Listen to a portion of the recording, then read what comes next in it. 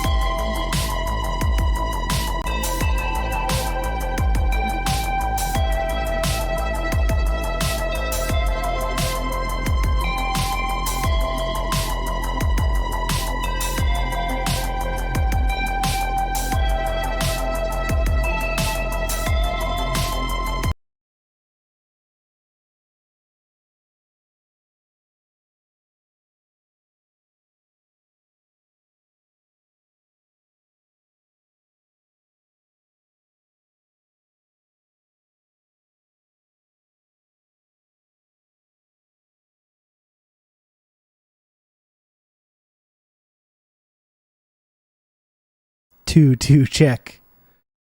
Two. Check two. What's going on here?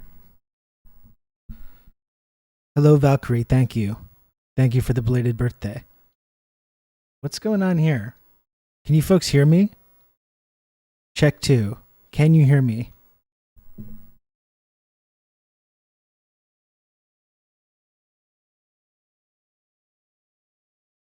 And the music's gone, and I'm having a weird glitch here. I'm having a weird glitch.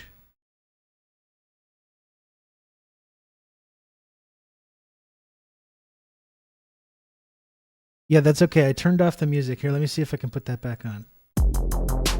Okay. Okay. There we go. Sorry. Hello. 2. Sorry about that. Let's just do the whole thing over again. Let's just do the whole thing over. Just 1 sec. Just bear with me here. Just bear with me.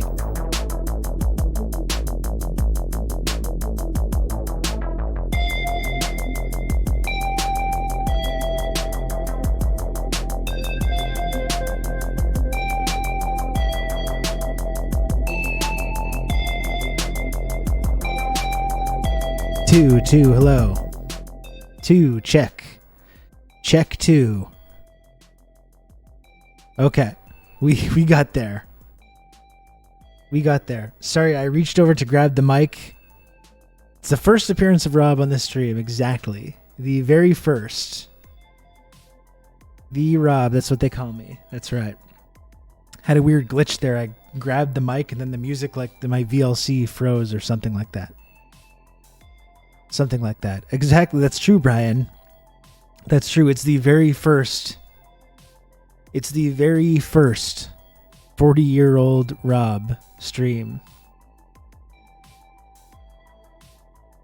The very first.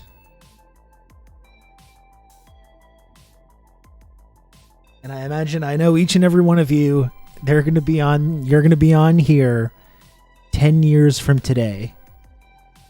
10 years from today, June 5th, 2033.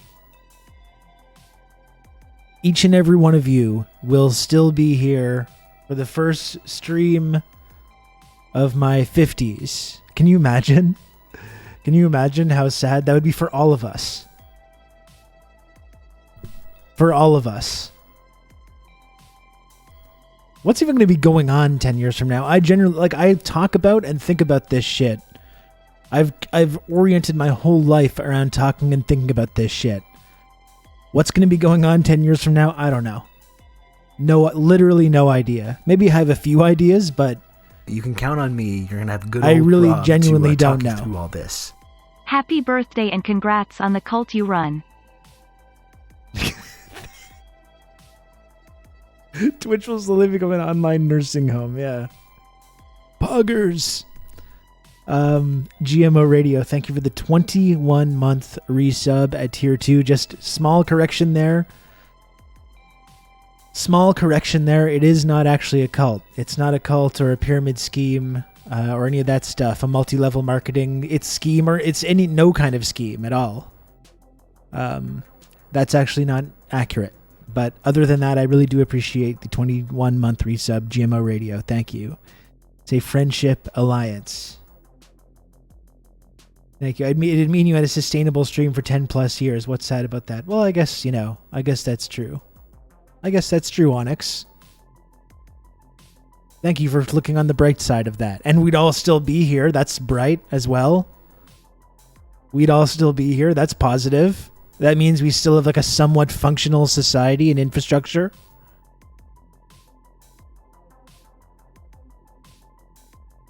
We're going to be on all platforms in 10 years and a Netflix special. Inshallah. Inshallah. And thanks for the thanks for the Rodane.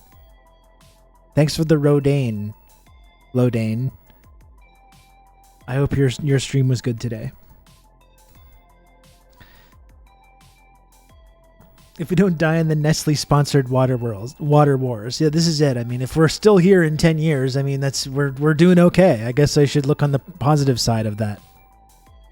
6 seasons and a movie. That's what they're saying.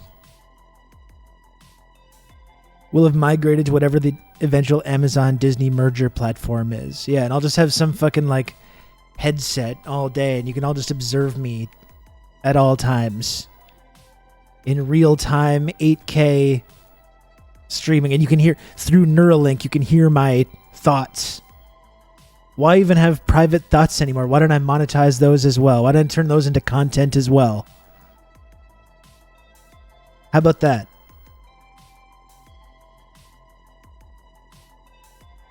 I hear there's a big week worth celebrating. That's right, the kid attending her first sports camp. That's great, Marty. That's wonderful.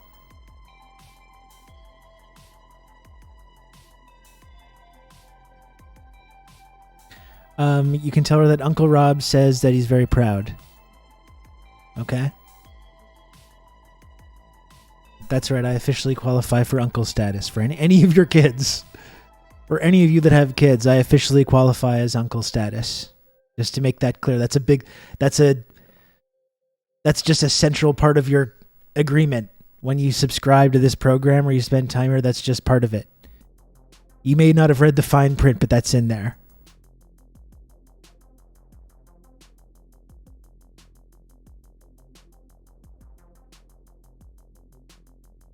Unky Rib. That's right. Maddie's asking for her grad party gift, Uncle Rob. Okay. I'm going to think about that. Here's the thing about Uncle Rob. Here's the thing about Uncle Rob and gifts, okay? Uncle Rob's having a hard time. All right? Uncle Rob's trying to make ends meet for himself and his own kid and his own family, you know? That's the first priority. Not that you're not a priority. All my nephews and nieces, of course you're a priority. Just not quite on the same level. It's just like a few levels down. Uncle Rob's love language does not include gift giving, but it does include gift receiving. Well, the thing is, Uncle Rob does give a gift. It's called the gift of content.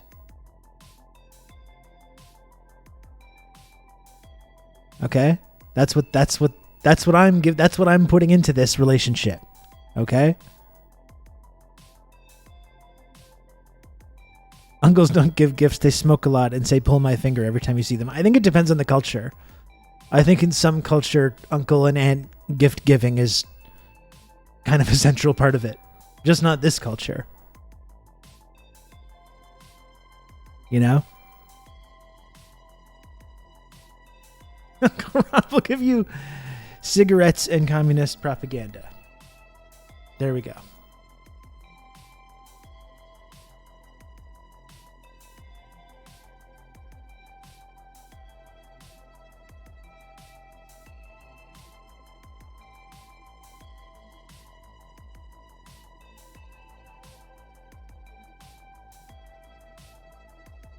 Okay, so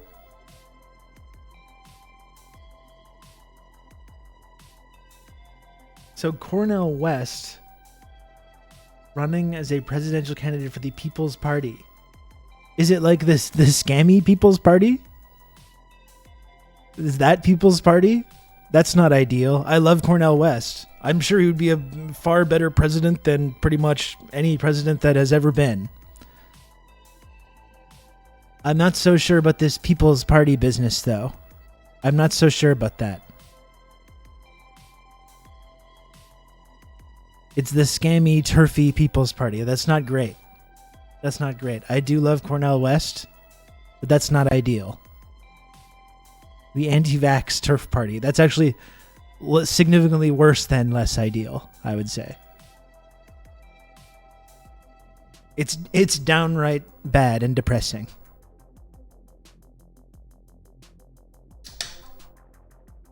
The Jimmy Dore Nazball party. We just keep going down into the sewer here.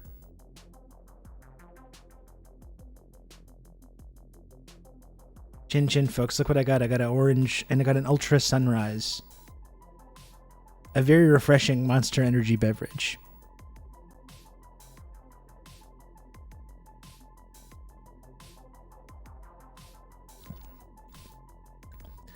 It does make no sense. He could have probably done fine in the Green Party if he bothered, or just as an independent. Do you really need the fucking, like, powerful People's Party infrastructure? Like, what have they've not run one candidate before. They've got no member base except for, like, what, maybe a few hundred extremely online people? Just run as if, like, you don't, what is the People's Party bringing to that equation? You know, just run as an independent.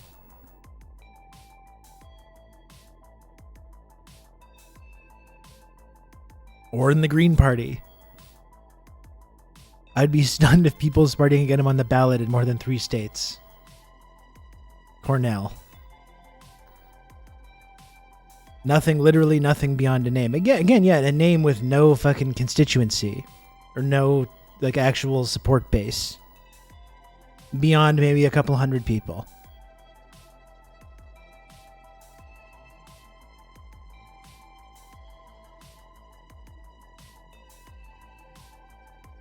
I question the awareness of the media landscape he's in. I think that's probably part of it. Yeah. I'm not so sure he's aware of all these fucking weird elements of that.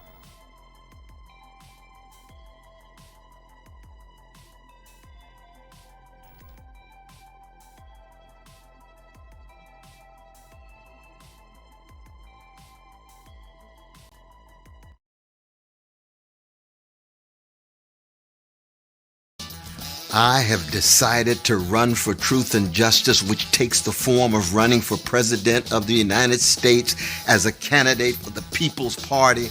I enter into quest for truth. I enter into quest for justice.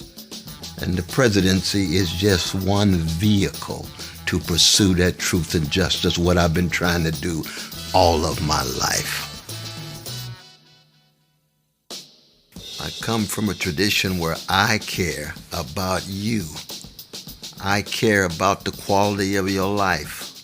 I care about whether you have access to a job with a living wage, decent housing, women having control over their bodies, health care for all, de-escalating the destruction of the planet, the destruction of American democracy. Democracy creates disruption. It creates an eruption. It creates an interruption. Wide from below, the energies of everyday people is manifest. And I know there are precious people in your life who you care for. That's why it's important for you to be involved, important for you to participate. We're not talking about hating anybody. We're talking about loving. We're talking about affirming.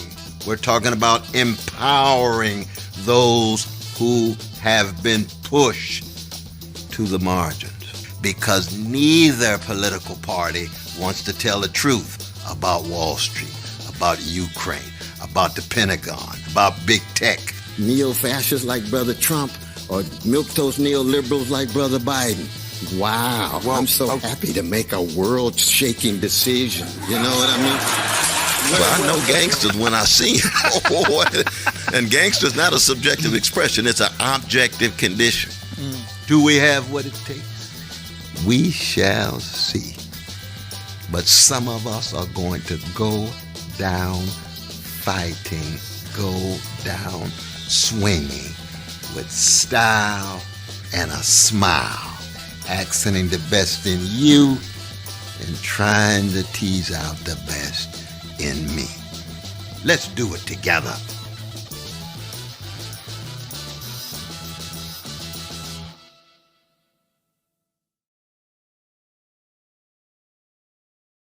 Yeah, I would genuinely like someone to ask him questions about that. If these kind of like turfy or anti-vax elements of the party and the kind of online people that have been pushing it, I would be interested to hear him like actually speak to that a little bit. Because as far as I know, not someone that's ever had made any like turfy statement that I know of. Generally, and someone, that I respect and admire. But this is no good. This is no good. Like I said, I would actually be pretty welcome to a Cornel West presidential run, just in terms of like getting other candidates out there and getting other ideas out there. This association with the People's Party from moment one is just a fucking horrible decision, though. You know? That adds nothing. That brings absolutely nothing. That, like, associating with the People's Party brings absolutely no benefit whatsoever. Except, this connection to these, like, extremely online, like, media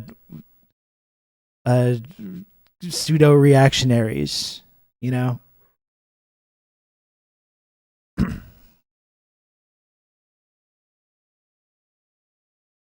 Please, oh, please give me Brother Cornell or Mom presidency. That would be a ticket that would be very interesting, honestly. Honestly. That would be absolutely worthy of like discussion, like worthy of like promoted, like asking, interrogating the ideas that they're promoting.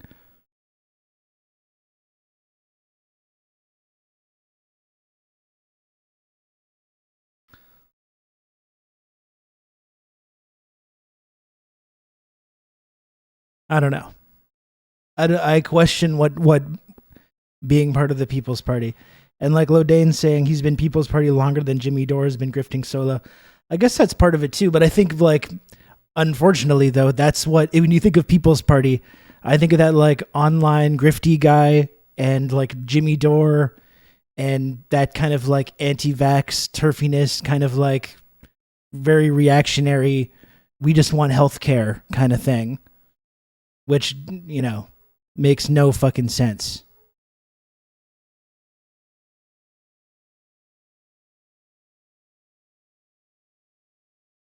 Yeah, no, I think you're right, Lodain, that they attach themselves to the People's Party. But regardless, though, they've taken it over. Like, it's their thing now. So.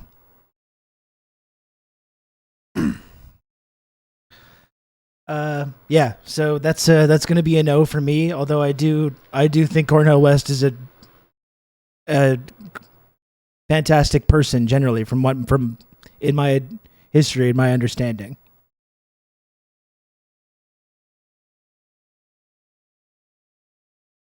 Who I genuinely would be open to being part of something like that.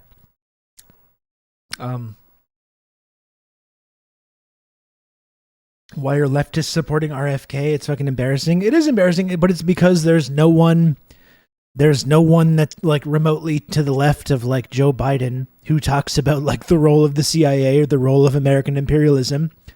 So you've opened the door wide to people like RFK to come in and just make basic arguments about like Ukraine or about the role of NATO or the CIA. And they have a little space because there's no one in like the mainstream, anywhere resembling the mainstream left, that's talking about this stuff. Yeah, as he's chatting with Israel lobbyists. Yeah, he's one that he defended Roger Waters and then immediately threw him under the bus. But that's why it's like this. That's why those people are able to come in there and make an impact and like have kind of an automatic little online following, because it's that door's been. That door's no. I'm talking about RFK, Johnny.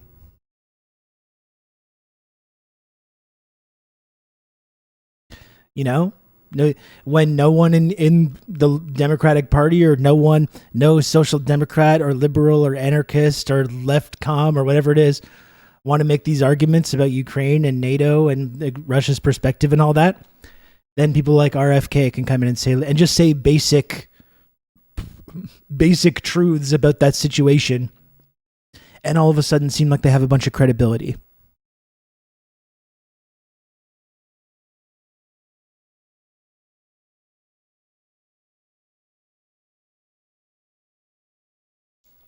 Yeah, definitely don't ask RFK about vaccinations. I mean, that's part of the reason he's become popular as well, is because he's been like an anti-vaxxer for a long time now. And he's been leading the anti-vax movement. That's been one of his main things. And now that that's gone totally mainstream in the COVID era, that's another thing that's given them this credibility with people on the right and in the liberal side as well. Because there's so many people that are receptive to those ideas now about vaccines.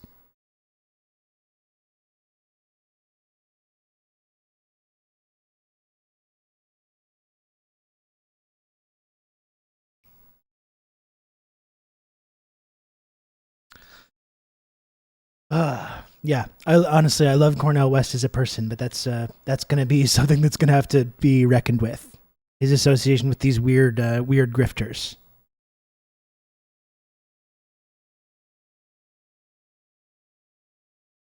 Happy extended B-Day week. Thank you, Old Dutch.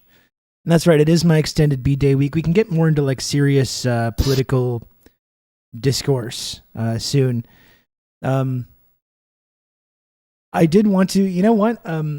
Our friend Andre Goulet was in Toronto over the weekend, and they were recording a bunch of stuff with a bunch of people from like the Canadian podcast Harbinger community.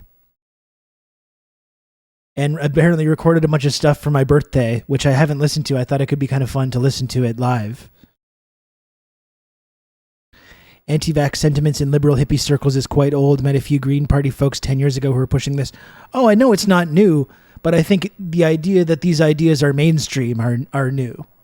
Like, it was kind of like a fringe movement for a very long time, and now it's become this, like, there's like an actual constituency on both the right and left that want to hear about these messages, you know? And a lot of it is couched in this kind of like anti-big pharma, because we all know the evils of big pharma, and now just the idea of vaccines in general, not even with COVID, but in general, are being like put under this nefarious big pharma umbrella.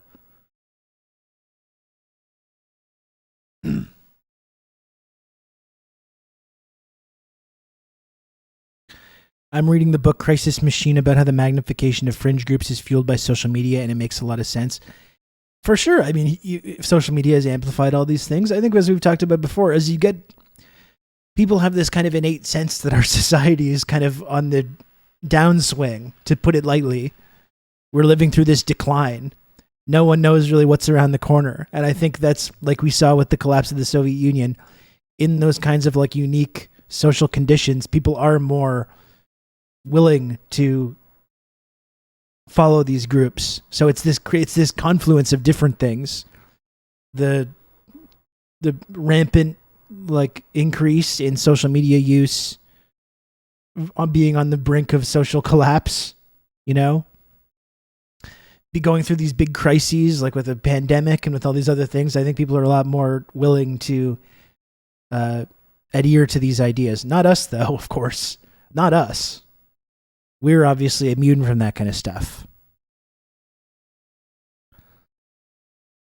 You know, others are, though. Others are susceptible to it.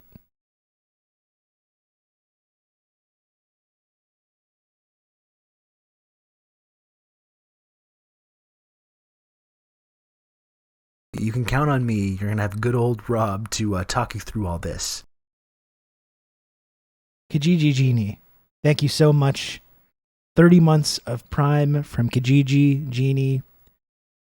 Thank you, Kijiji Genie. Yeah, we don't want to lose that highly elite, highly exclusive, golden, prestigious 24-month TRRS sub badge. We wouldn't want to lose that.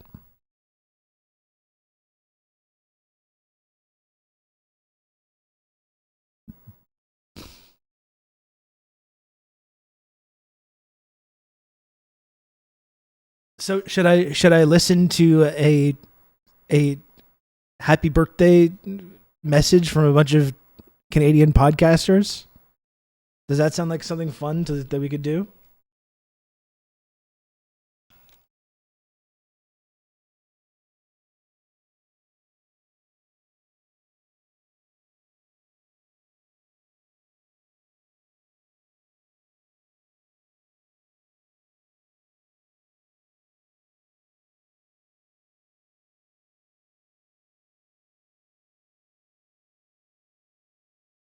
So so this is Andre Goulet was hanging out in Toronto with a bunch of people from the sort of Harbinger media, Canadian podcasting landscape, and sent me these messages.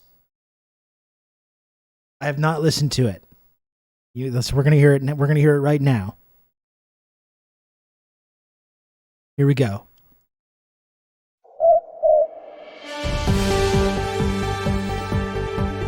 Marino Greco, Big Shiny Takes, Rob Rousseau. What did he mean to your career? You know, I can't say that I've listened to every episode of 49 Parahell, and I can't say that I listened to his Power Hour. Marino, I will say I have watched 3,000 hours of Rob's Twitch stream. How many hours have you watched? A couple hours. Wow. Like, I don't know. Here's the thing. Everyone knows those Rob numbers Rousseau. up. He's the elder statesman of Canadian leftist It's audio only, yeah. media. We wouldn't be doing what we are doing if not for him. He paved a way. Like, I'm genuinely mean that when I say he was an inspiration there on Twitter, doing and saying things that nobody in the Canadian media, not even Vice, was doing. So, I don't know. He's a trailblazer. Happy birthday, Rob.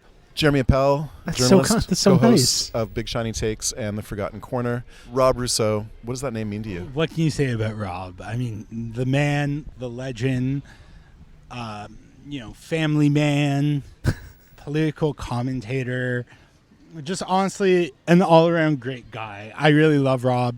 I've never met you in person, but I One can't day. wait to do so. I really admire you. I think your show is great. I think you are so insightful and such like a sweet guy. And you got your haters. We all got our haters, and I just don't understand it because I think you're Nor do I. like a wonderful person. And I may not agree with you 100% of the time, but I agree with you a lot of the time. And even when I don't agree with you, I very much value your insight. Thank you so much, Rob, for all you do. Happy birthday. You're 40.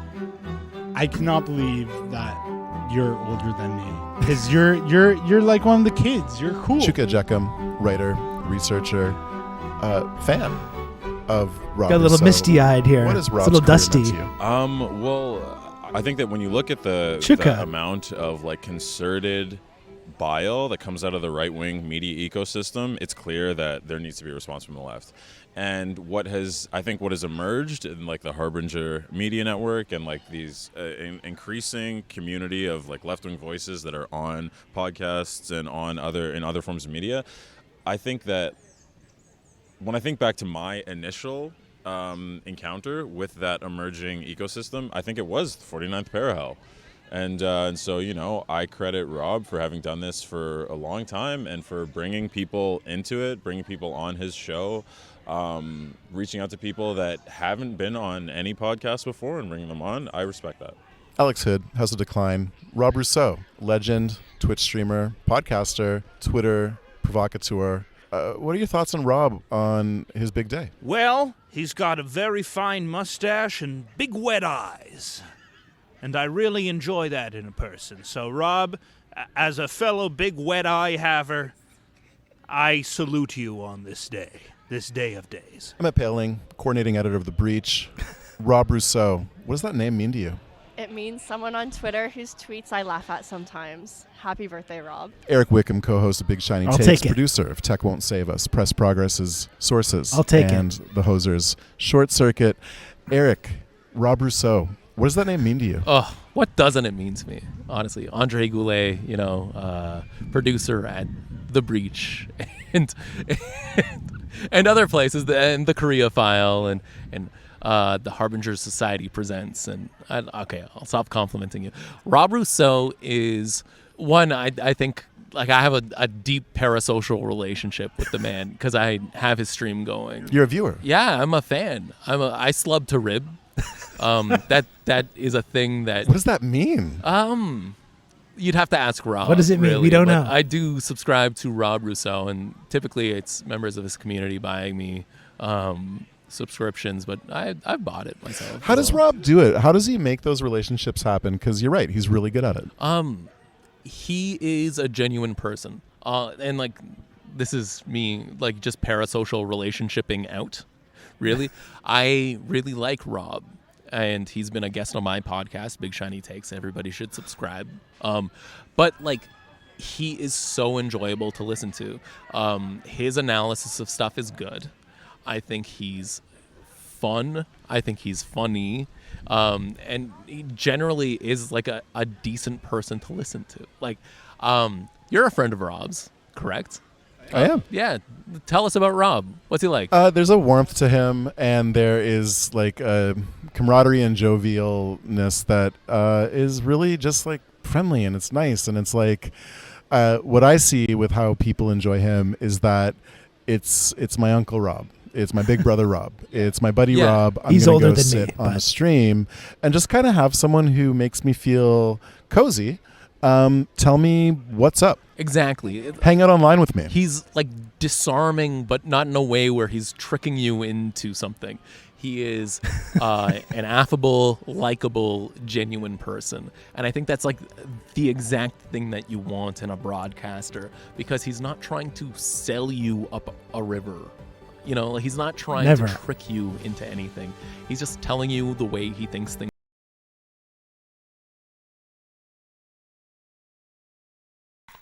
Oh, that's the end of the clip. Did it just like stop playing like that abruptly?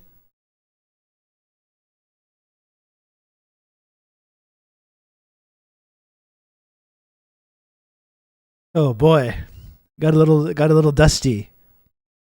Got a little dusty in the office for a little bit there. Kind of getting some stuff in some kind of a sinus thing, or there's probably some pollen. There's maybe some pollen floating around. What was this from? This was just Andre was in Toronto doing like a podcast meetup basically on Saturday, and just recorded a bunch of testimonials, which he edited into that. That was so sweet. That was so sweet. Thank you so much to my friend Andre and everyone that contributed to that. That was really kind, and that was very touching to listen to. And a lot of that stuff, I mean, it's rewarding for me to hear, because, you know, around 2018, I started doing this podcasting stuff in 2018 and was kind of online and doing stuff prior to that. But one of my main things when I was starting that was to try and help there, because it just wasn't really going on as much in Canada at that time. There wasn't like this big like left-wing podcast community. There was not that many people doing it. I know there was Dog Island. I think prior to what I was doing, there was Alberta Advantage. There was a few things, but it really felt like this kind of barren landscape. And it was when I was starting out, it was part of what I wanted to do. I wanted to like create a space where we could have these discussions and we could have this viewpoint and we could have this analysis. So it's really cool to hear that kind of feedback from people that are part of that community now, that are part of that whole world, you know? That's really cool. And Eric and Jeremy do such great work themselves, and Marino on the Big Shiny Takes podcast. Also another think tank as well.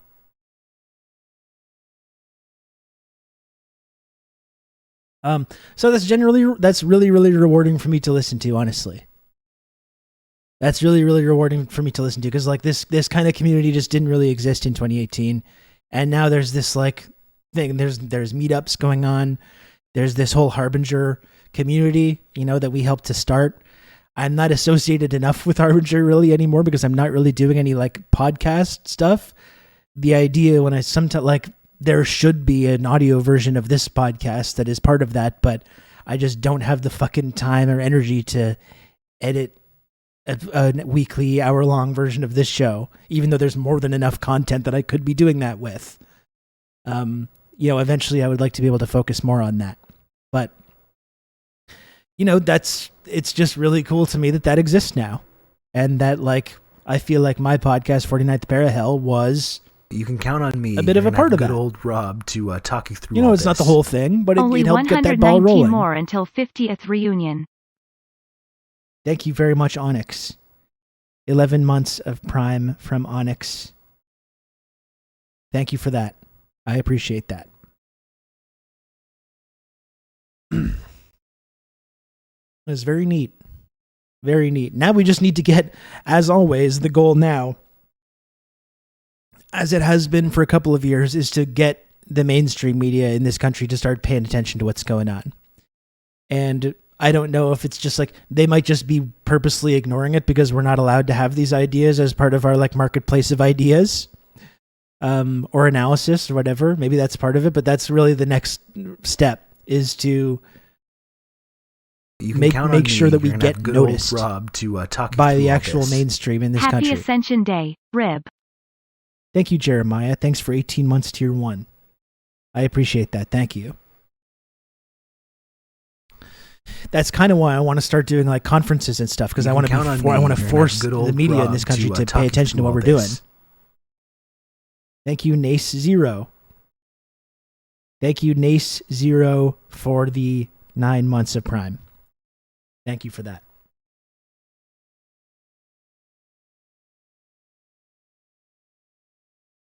That was very nice. That was very nice to listen to. I would really like to do more of that in-person shit, and there's stuff that's in the works now. To start actually doing that.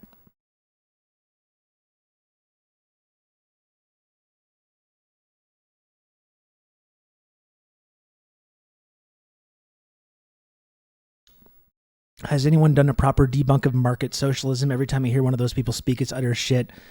I mean, deletion quarter. I mean, I don't think there's much need to go into like this big extended debunk over people that complain about like they use terms like market socialism or state capitalism in order to, because really what these people are doing, they're people that live in the West that benefit from Western style capitalism and benefit from imperialism, using leftist Marxist language to justify not standing in solidarity with people around the world that are trying to build socialism in their own unique cultural and economic conditions, whether it's China or whether it was the Soviet Union in the past or whether it's Cuba or whatever, you know, or the DPRK. That's what that is. That's people that are living in the West that don't want to take this stance to basically stand in basic solidarity with people around the world that are trying to engage in this process of building socialism. But also they want to make sure that it's clear to everyone that they're doing so not from some kind of like liberal or imperialist perspective, but they're doing it from this holier than thou left-wing perspective. Yeah, that's exactly right, Deletion. It's just seems to me they're liberals who like the aesthetic of socialism but none of the policies. Yeah, or they're these like, yeah, they're social democrats who want to have a strong welfare state in their own society, but they're not internationalists. They're not internationalists. Their solidarity doesn't extend beyond their borders to like different countries that are trying to engage in this process of build socialism. Or if they are internationalists, they stand with like rad libs in these societies that are against these policies for whatever reason. Anyway, that's all you need to really say to debunk that kind of idea, I think.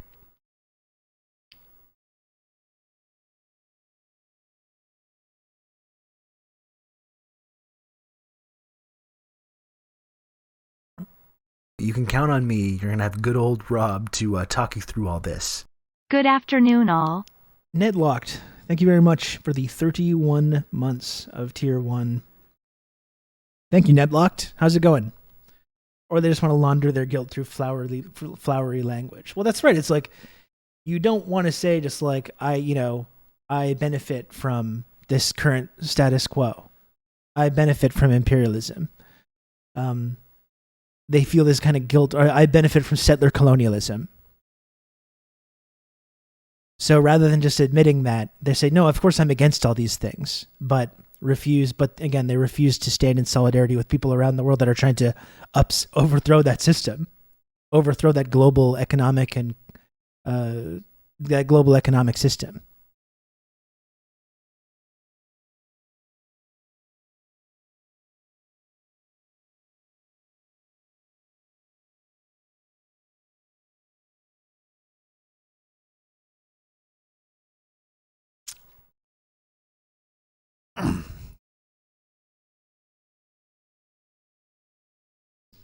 Those are very nice birthday messages. I really appreciated that.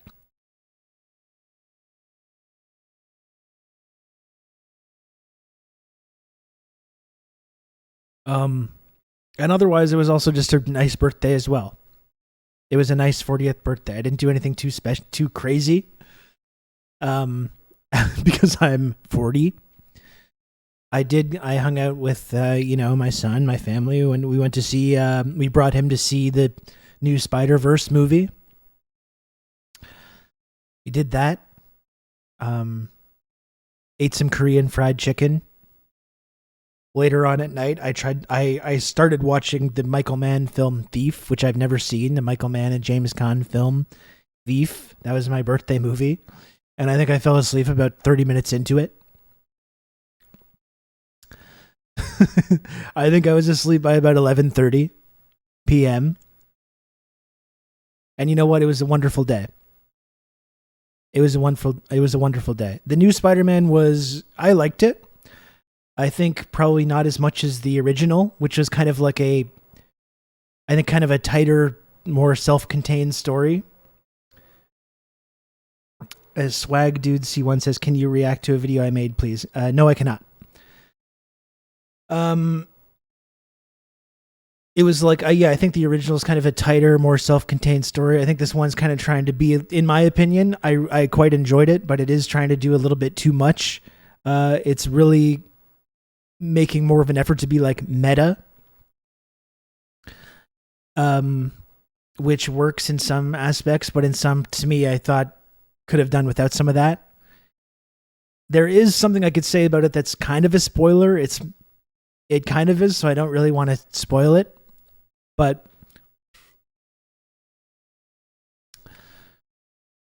I don't know if I should talk about the thing that I'm referencing or not. It's not a huge spoiler, but it is a little bit. I'll just leave it alone. But there's issues with the ending, I would say. There's issues with the ending, but overall, it's beautiful to look at. It was good. I enjoyed it. I think maybe I was a little underwhelmed in comparison to like the huge amount of praise that it's getting.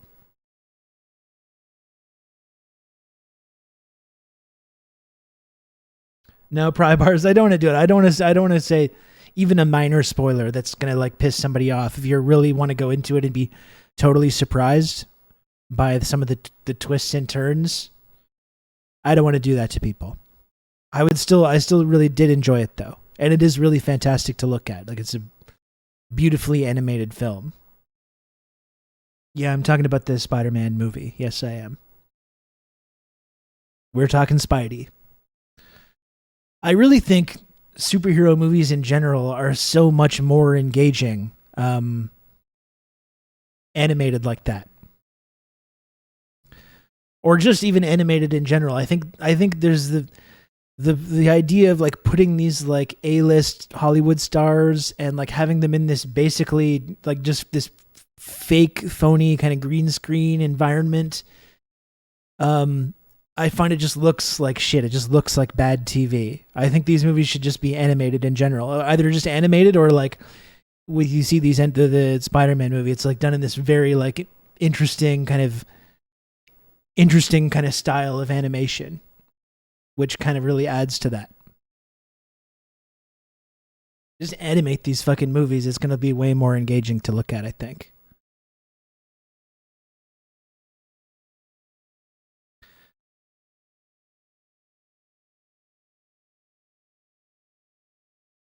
The Sandman Netflix series would have been amazing if it were animated like Spider-Man. I didn't watch that.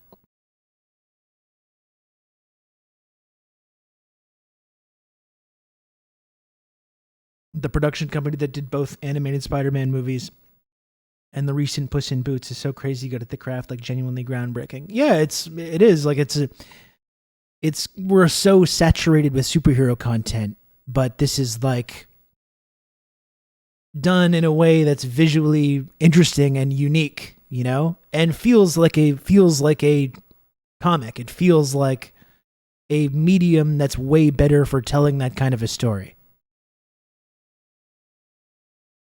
I love the sports chat with the Jezebel writer on the podcast. You need to get her on here to break down the finals. I should do a NBA finals talk sometime. It was a good game last night too. Good game last night. Solid response from the Heat. I knew it wasn't going to be a sweep.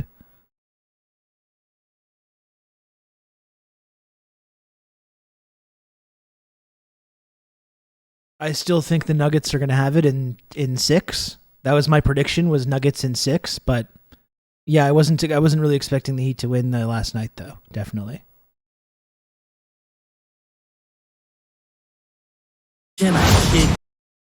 Yeah, no, I've seen the trailer for the Ninja Turtles movie, Johnny, because my kid is really into going. He's like, he wants to go like opening weekend to see that. So,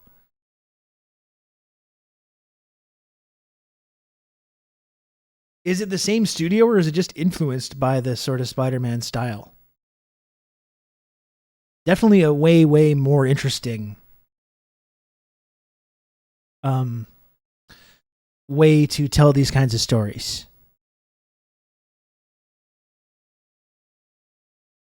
It does look cool, yeah, for sure.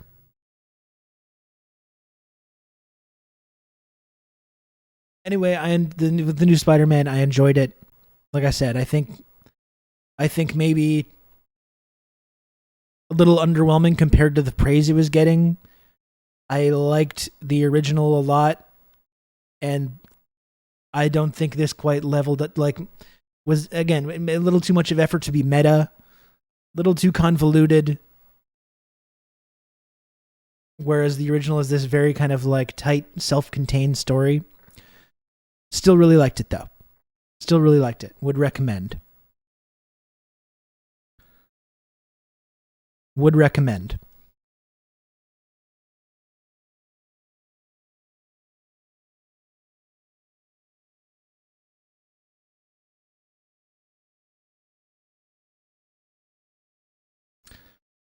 Splinter will be voiced by Jackie Chan. Well, I hope he includes a line where he promotes the mutual respect and understanding between the West and the PRC to little kids. I hope he includes a message of solidarity for our Chinese comrades in this film.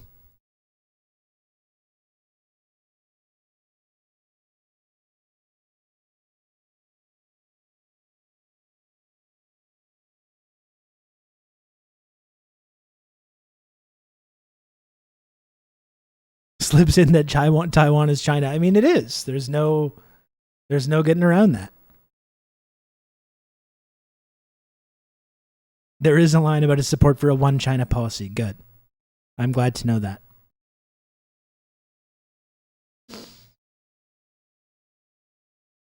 I'm very glad to know that.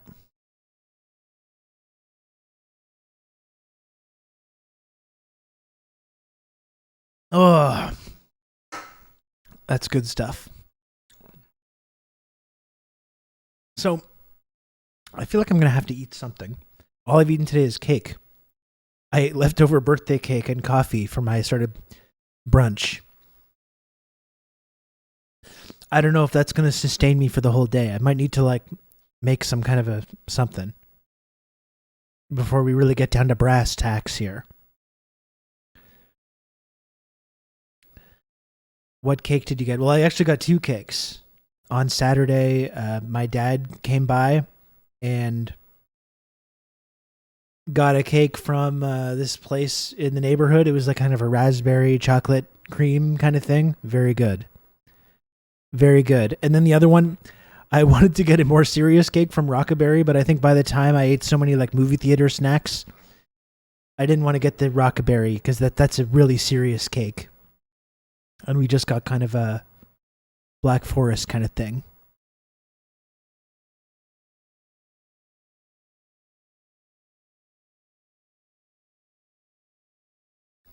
A terrible idea at your advanced stage. I don't. To me, it's like it's more the late night stuff. Sean is the issue.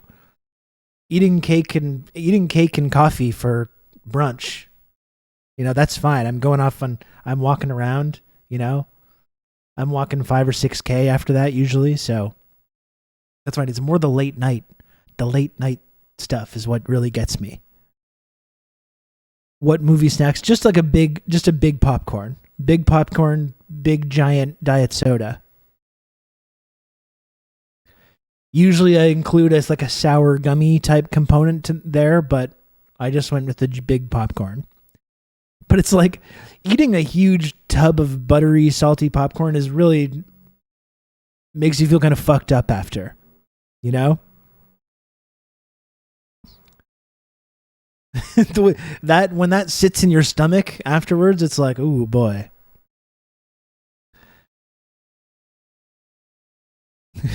Something's going wrong here, you know? Very enjoyable though to munch on it while you're watching a flick though.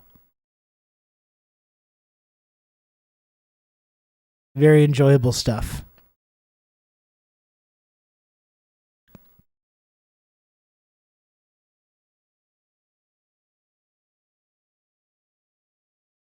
Speaking of terrible things to put in your body, is there kind of monster people are wild about? Is it the white one? Is it available in Canada? Well, first of all, Monster is not terrible to put in your body. It's the Monster Ultras are sugar-free, no calories, so I don't think there's any downside.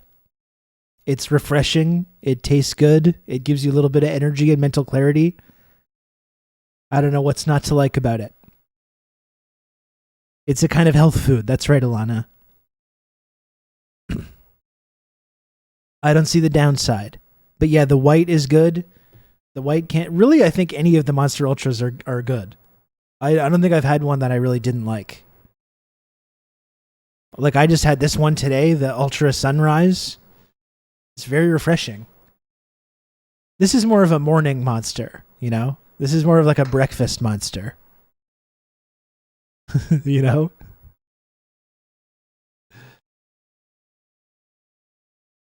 Having energy is healthy. That's right. It is. What, do you want to not have energy? What, do you want to not have mental clarity?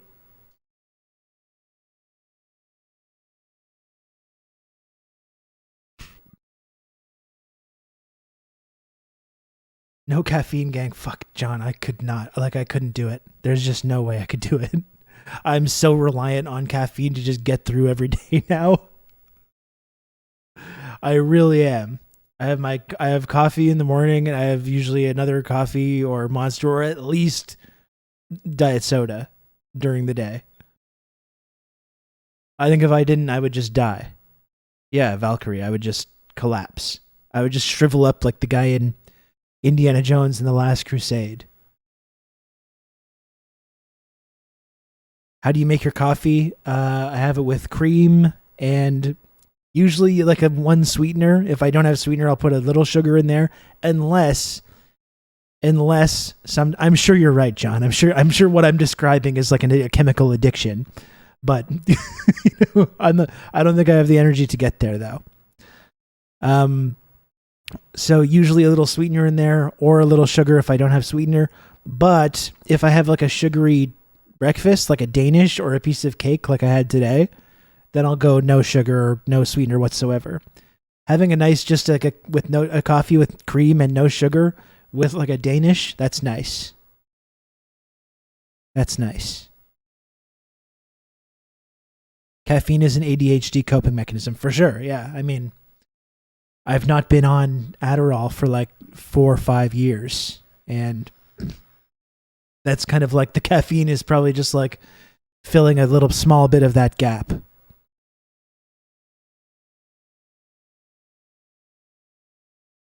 What kind of coffee? It depends on what I've got. I don't know. Like today, I just went to the Dipinner across the street from me and just got some Tim Hortons ground coffee. Colombian, actually.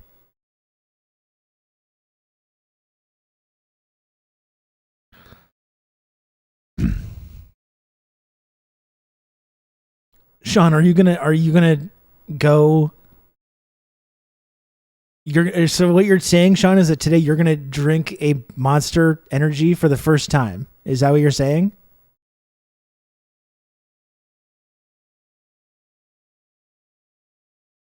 If you do, Sean, I think you should call in on Discord.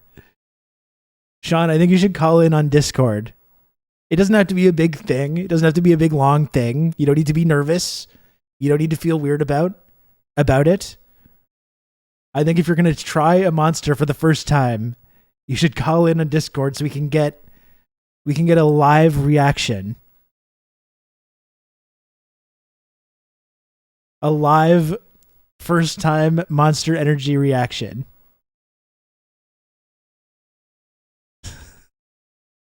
If you want. No pressure.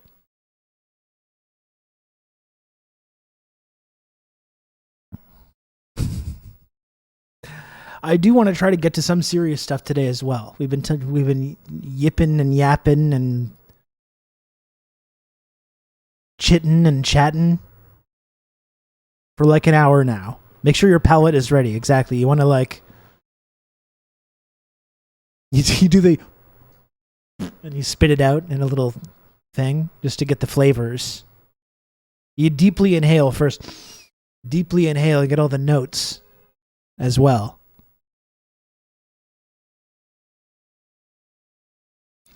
If you've been drinking colas with caffeine or the energy drinks even that strong, I mean, it's definitely stronger than one of those sodas. I barely get to a point where I feel like it's really giving me energy. I think it's just bringing me up to a baseline at this point, though.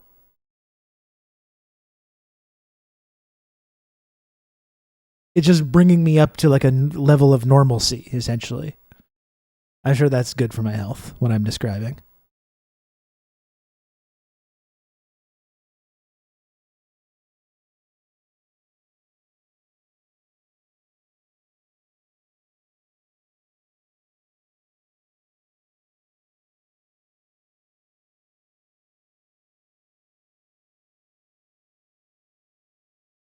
Clueless slammed an entire Celsius energy drink one morning, and she got so much done with the crash.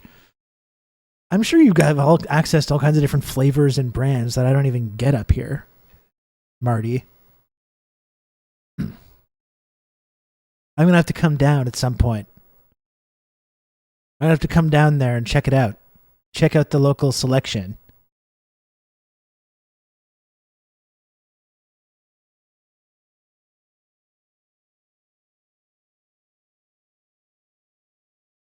There are 2 full fridges at the gas station reserved for energy drinks. Sick.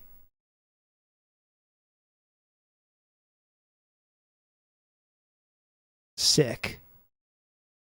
I did want to talk about some serious business today. There's a lot of like, what have we been talking about now for like 2.5 years? A lot of them, like the main thing as like a journalist, as a commentator, since I started doing this, the main thing that's been kind of like piquing my interest, the main story we've been talking about is the new Cold War. Some people are just coming around to this now, but like we've been kind of, for 2.5 years now, we've been following the daily ins and outs of this. And there's a lot of interesting stuff going on right now as things escalate right now with China and what's going on in the Taiwan Strait. There's a lot of stuff that we can take a look at with that. And there's this whole video with Breakthrough News about Chinese like socialist development as well. I would like to get to that, but I think I need to eat something first. Or you know what? Maybe I need to put on the video now. Maybe I can put on the Breakthrough News video now. And kind of like go back and forth and make a little snack. New Red Scare and Trans Panic, it's like 1980 all over. For sure, it's 1980 all over, and it's also like the 20s and 30s. We're speed running the last World War, essentially. No China talk on an empty stomach. That classic saying. We all know that saying.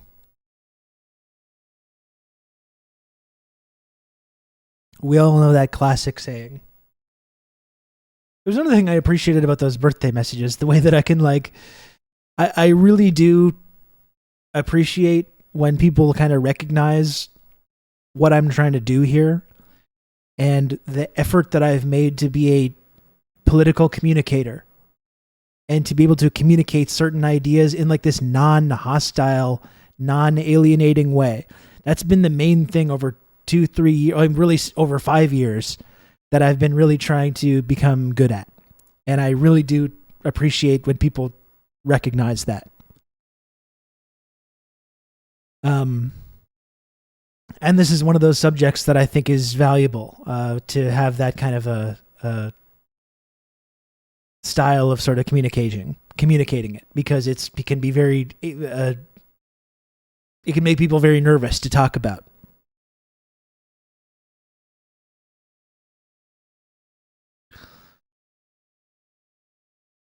You excel at it. Thank you, Johnny. So Johnny, I know you sent me a message as well about Wednesday or Thursday. Is like any night this week good? Because Tuesday could also be good too. If you wanted to talk on Tuesday evening, I could do that as well.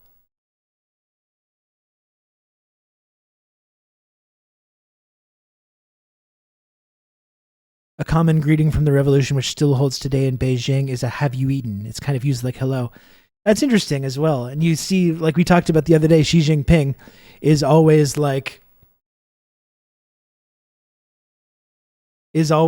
going poking around, going like, "What do you got going in there in the kitchen?" Looking under looking into the pots and different things like that.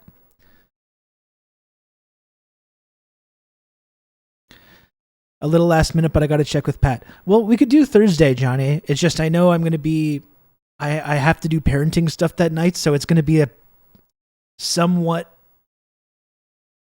a fine line for me to watch where I'm going to have to put my kid to bed and then do that afterwards. But I should be fine. Should be fine. There might be a chance that it might be like slightly behind schedule, but if we lock it in for Thursday, I will try and do everything I have to do and make sure that I'm good to go by 9. Just with parenting, sometimes it's a little bit more complicated. Have you eaten equals cool, based, tradition, suck my tongue, disgusting, antisocial, should be put in prison. Good way of looking at it, yeah. Thursday, 9 p.m. like last time, yes, but just it may be slightly after that. But I will do everything in my power to make sure that I'm totally on schedule. Or schedule.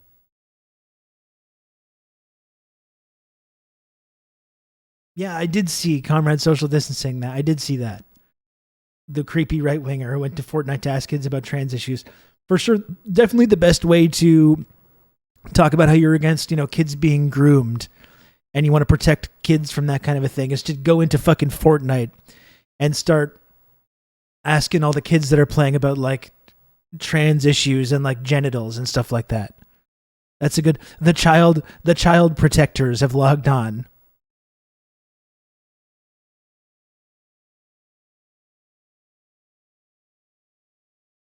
Yeah, Johnny, I promise I will do that. God, I felt so horrible for leaving you in the lurch like that. It will never happen again, Johnny. Never. Never.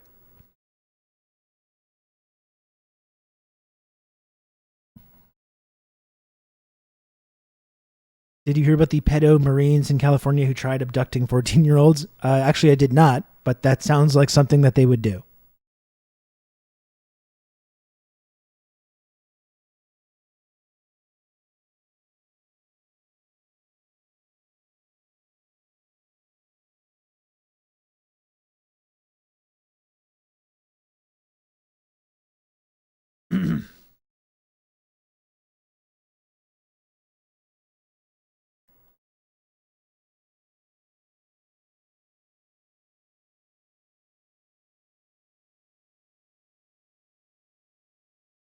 There was also, I wanted to talk about some of this China stuff and, the new Cold War.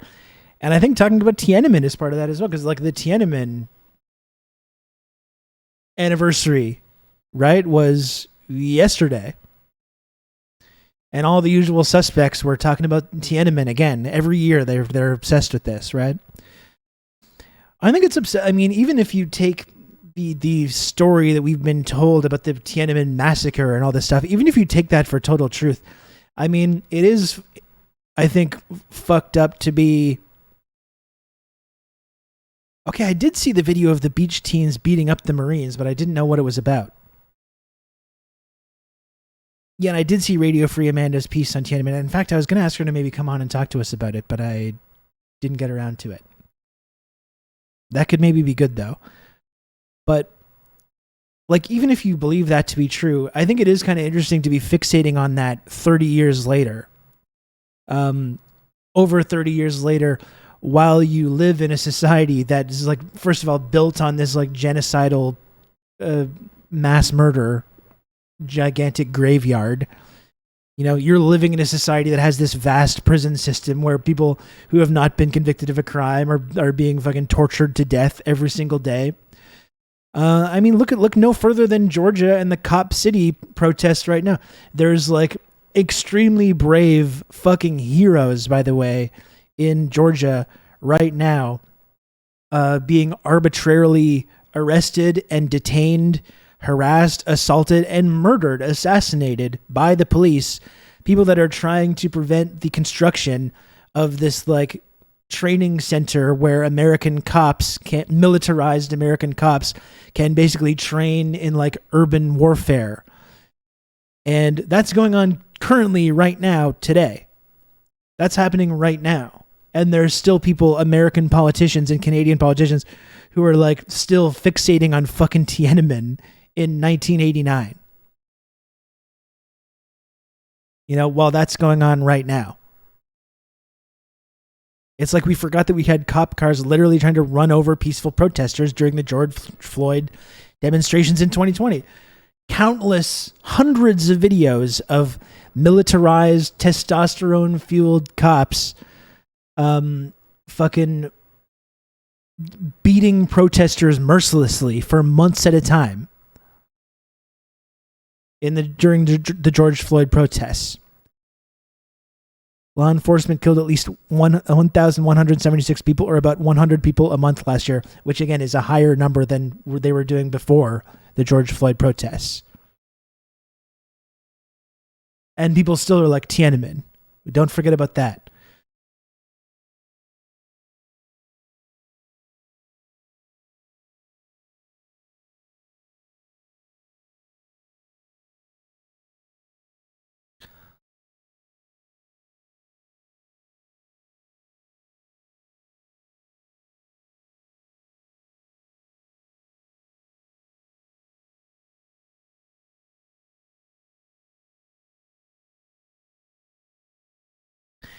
And another thing about Tiananmen that I think is really interesting as well, and it was also Amanda, and I'm very fortunate to be part of You're gonna have good old Rob to talk China through all group this. chat that Amanda's in. Thriving in the friendship triangle for 12 official months now. Thanks, Rob, for your dialectical analysis, your conversations, and corralling the greatest community on Twitch. Dimitri, TRRS Lenin, TRRS Marx, TRRS Kim, TRRS Che. Dimitri, thank you so much.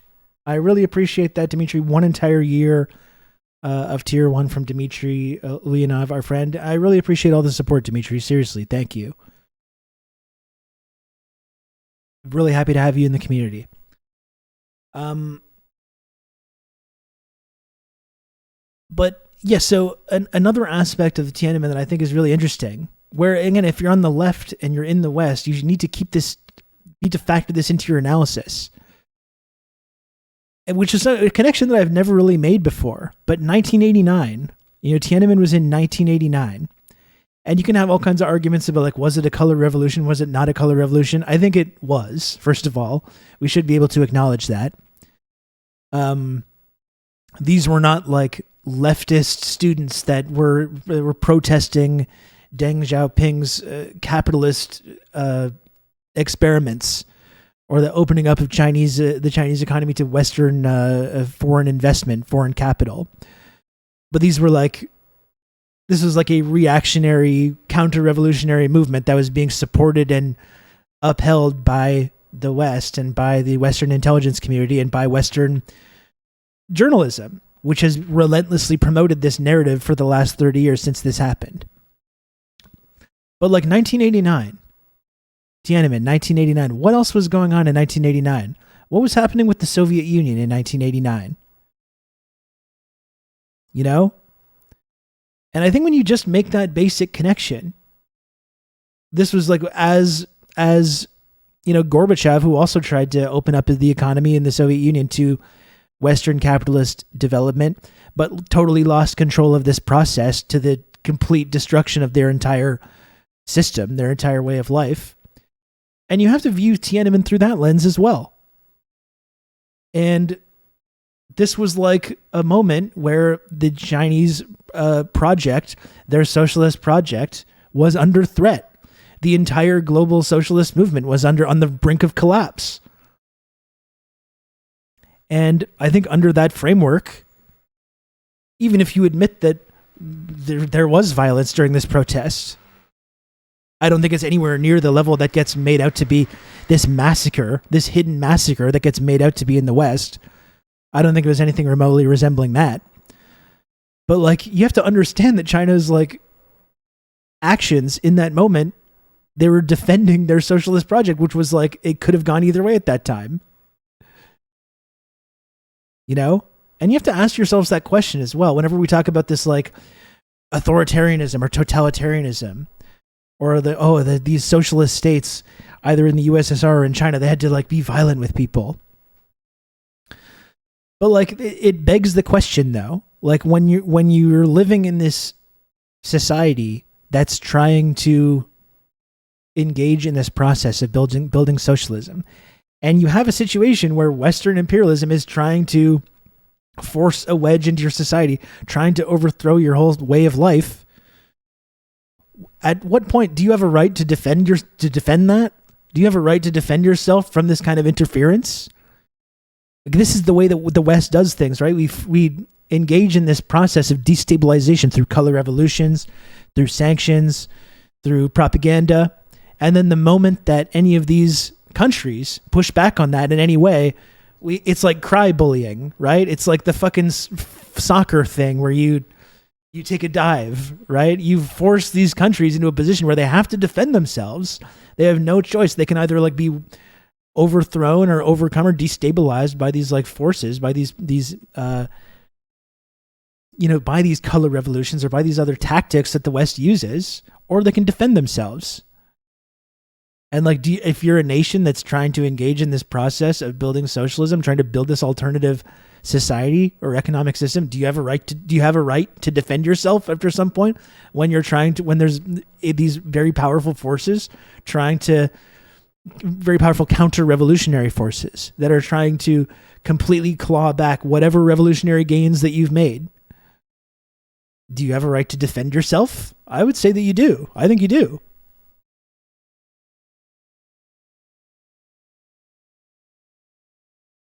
I think you do have a right to defend yourself. The USA does things all the time to defend itself. Absolutely, Johnny. And as we know, like when you look at Ukraine, for example, if anything even remotely resembling Russia's perspective on Ukraine had been happening to the United States, they would have fucking bombed whether it was Mexico or Panama or the Caribbean or like whatever battleground it was where some foreign power, whether it was Russia or whoever else was trying to like destabilize them, they would have bombed them to fucking the Stone Age years ago. I think we all understand that. People still think China can hide things on an unprecedented historical level, though. It's wild. For sure, people think that like, oh, in China, they don't even know. They don't even know that anything happened. You're not allowed to say Tiananmen. You're not allowed to ever talk about that, which is completely false. Which is just completely false.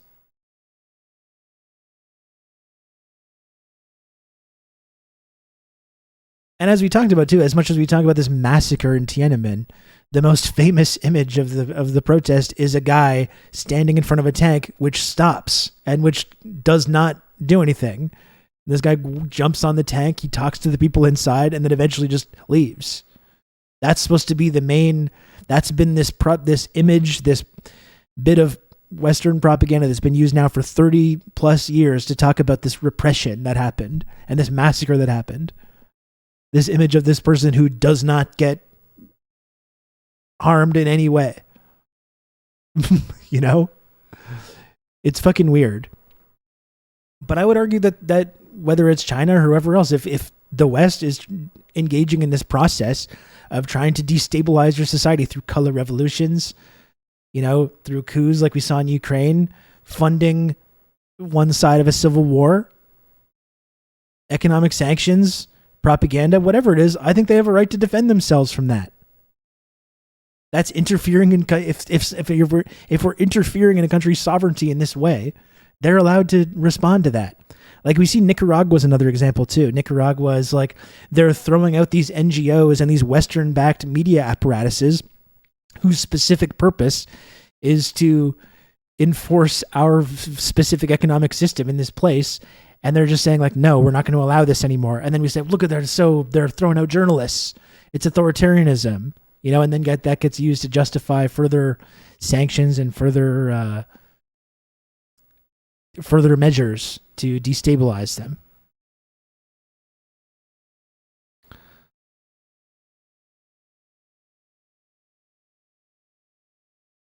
the tank man lived in a totalitarian society. Anyway, here's why George Floyd deserved to be murdered in cold blood for selling loose cigarettes. You're getting Floyd confused with Eric Garner, Dummy Dorko, but yeah, your point stands, though.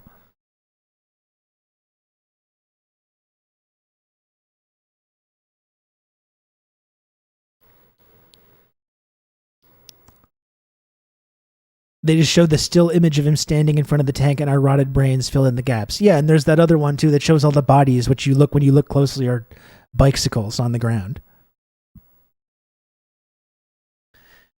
And that's it. It's like we don't know totally what happened. I wasn't there. I wasn't there. I'm not saying that nothing bad happened or that no one did die. I don't know. But the point is, though, does China or does any society that's under this kind of imperialist threat have a right to defend themselves from that? And I think they do. If you've got a foreign-sponsored protest movement whose specific goal is to completely destabilize you and claw back these revolutionary gains, I think you have a right to defend yourself against that.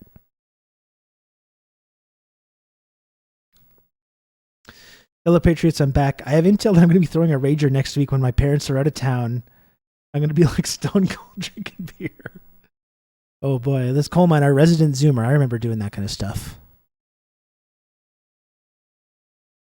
I only invited 20 of my closest friends and told them they could only bring a +1 if I know them. Coal mine.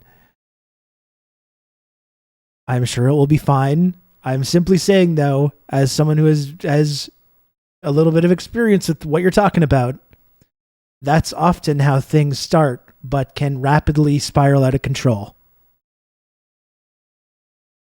Those are what you just said are very famous last words.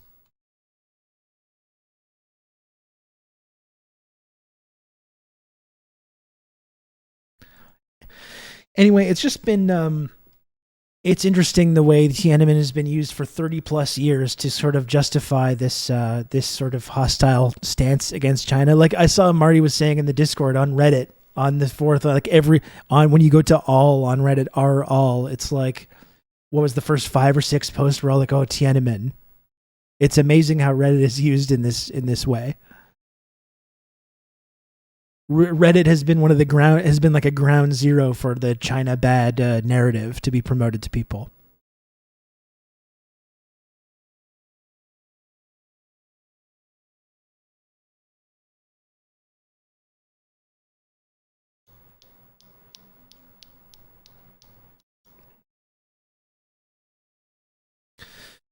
But yeah, it is really interesting.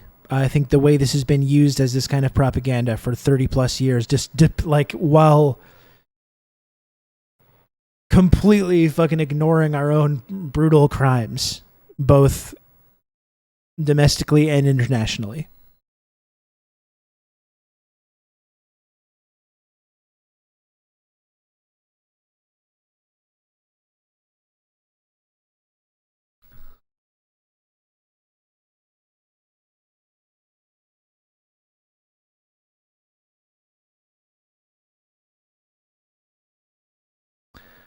I'm just looking for Tiananmen stuff on YouTube right now, and it's all pro-Hong Kong figures arrested on Tiananmen Square anniversary.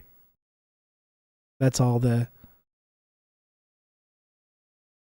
1999 Tiananmen Square massacre covered by CBS News.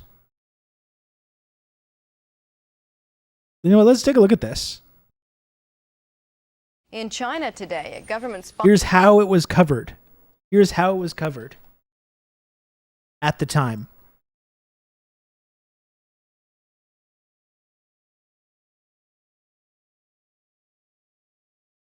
This could be kind of interesting to look at.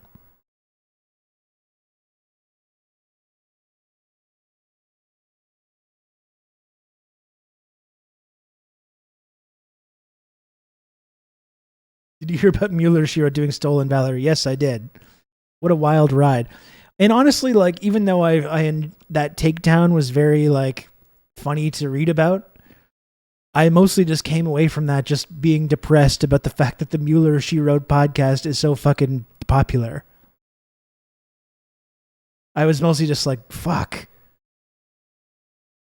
I I envy that grifter mindset. I mean, that's it. It's you have no morals. You can do that kind of thing. Making 6 figures from that. Doing big sold out shows. Sold out Mueller She Wrote tour, Marty. Jesus Christ. I would be happy if I could fill up like Barfly in Montreal, which is a tiny little shithole. This is a great look by this journalist, by the way. Yeah, and the PPP loan. Oh my God, it's so stupid.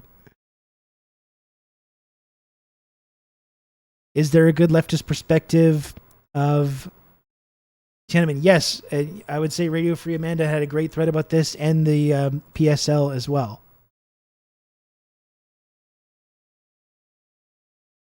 It's way too short notice to try to get Amanda to come on. But she would be very interesting to talk to about this. I will link to her piece, though.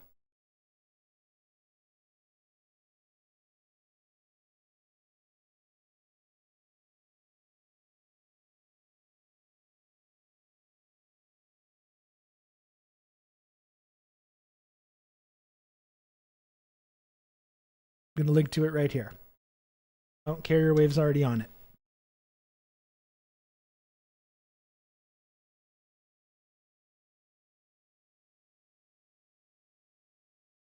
Yeah, the thread was so great. Fart Party. It was so great. Let's look at this. I'm really interested in this.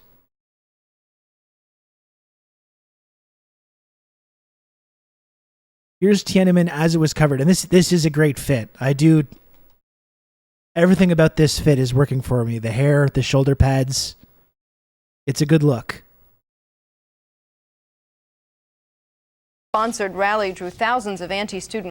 In China today, a government-sponsored rally drew thousands of anti-student protesters, including some dressed as Uncle Sam.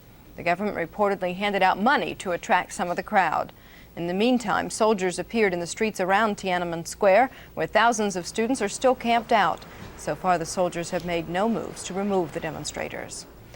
She looks like she's about to die from occupation of Smilex. Beijing's Tiananmen Square is over. The student protests that gripped the world crushed in a bloody nighttime army assault.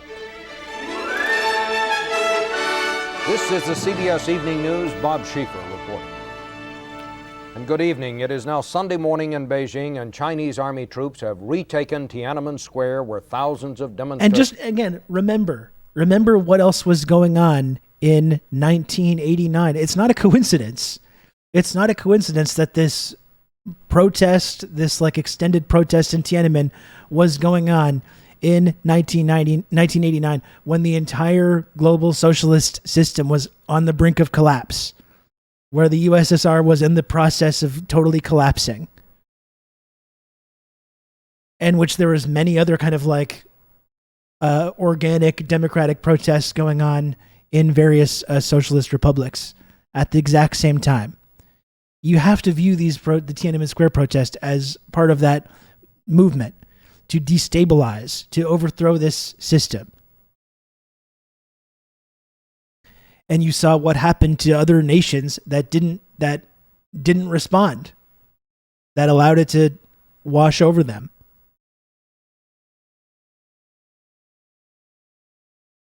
Demonstrators have been camped for the last 3 weeks. The army moved in with a vengeance, at some points firing into the crowd before they actually got to the square. By some counts, more than 100 people are dead, hundreds more are injured. Two of our CBS News... By some counts, and then you see the tricky language, and then you've heard different... I hear 10,000 sometimes. They say 10,000 people killed. So that's the initial report. Maybe 100, and you see how that number has changed. And from who? Who's reporting this? Who's reporting it? Who's not reporting it? Well, we don't know. They might get into it more. And also, I have read accounts from Western journalists were there that completely dispute this notion also. You can't hide 10,000 people being killed. And again, Dummy Dorco, if that was true, they would have images of thousands of bodies that we would see every year, and not the images of this one tank man guy, right? If there were such images, we would see they would not be hiding them. We would see them every single year. Every single time China would ever come up, we would see these images of the piles and piles of bodies. How many Uyghurs do they claim were locked up and killed? 1 million. Yeah, that's exactly. I mean, it's a million. I mean, that's what they went with. That's what they went with. And you've got to view all these like narratives as part of the same destabilization effort, from Tiananmen to, you know, the Hong Kong protests to the Xinjiang stuff, the Tibet stuff. It's all part of that same destabilization effort.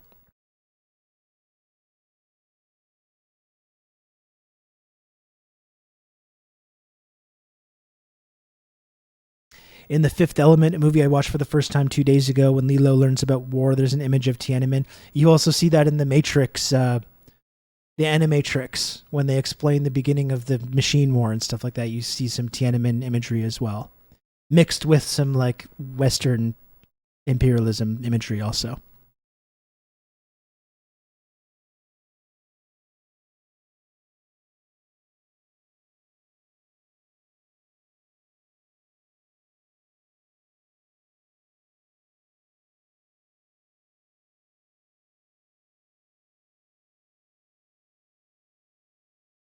News team, correspondent Richard Roth and cameraman Derek Williams, were caught in the onslaught. We believe they are all right, but they have been taken into custody. Soundman Dexter Leon and assistant Robert Lum managed to escape. For the latest now, we're going to go to correspondent John Sheehan in Beijing. John? Were last seen being taken at gunpoint by soldiers into the Great Hall They were of fine. the People. Since then, we have been unable to get any word of what's going on with them. There's still a good deal of shooting going on in the city. Along some of the streets, the armored personnel carriers and From some who, light though, is tanks the question are as breaking well, 'cause down the students were barricades, armed. and soldiers atop the armored vehicles are shooting with rifles at people who throw stones at the soldiers. It wasn't just stones. The military advances took place over a period of 24 hours. First, unarmed troops were sent into the city. They were surrounded by tens of thousands of Beijing citizens. They were stopped in their tracks, and eventually they went back the way they came. The soldiers then returned, not the same units, but others in buses. You see so and many they carried similarities. supply vehicles in those You really do see the Hong Kong protest, which was also led by like students and young people as well, and how much I think they wanted Hong Kong to turn into another Tiananmen. They've made this half-hearted effort to turn Hong Kong into another similar thing. They talk about the repression that happened, but credit to China, the fact that they've refused to allow that to happen. They refused to turn that into a propaganda victory for the West. They've tried to do it. They've made this half-hearted effort to talk about the brutal, violent repression of the Hong Kong protests, but considering the George Floyd protests happened at almost the exact same time, which we all saw were significantly worse and much more violent and repressive, it's kind of fallen flat on its face. They really did want to provoke something similar, though. But Moss, very true. When Palestinian teenagers throw stones, they're terrorists, and the Israeli military, with our funding and backing, fucking annihilates those people, shoots them, murders them with sniper rifles, shoots off their fucking legs, maims them for life, bombs their cities, bombs their residential buildings. In response to these teenagers throwing stones, and not only do we not get mad about it, we openly support it and celebrate it, and indeed pay for it. We pay for the bombs with which they do that.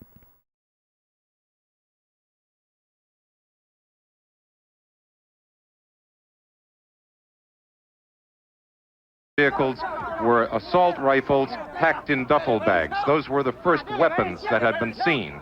Once again, those soldiers were immobilized by the people. Huge crowds in the streets. It looked like people power was once again victorious over the People's Liberation Army.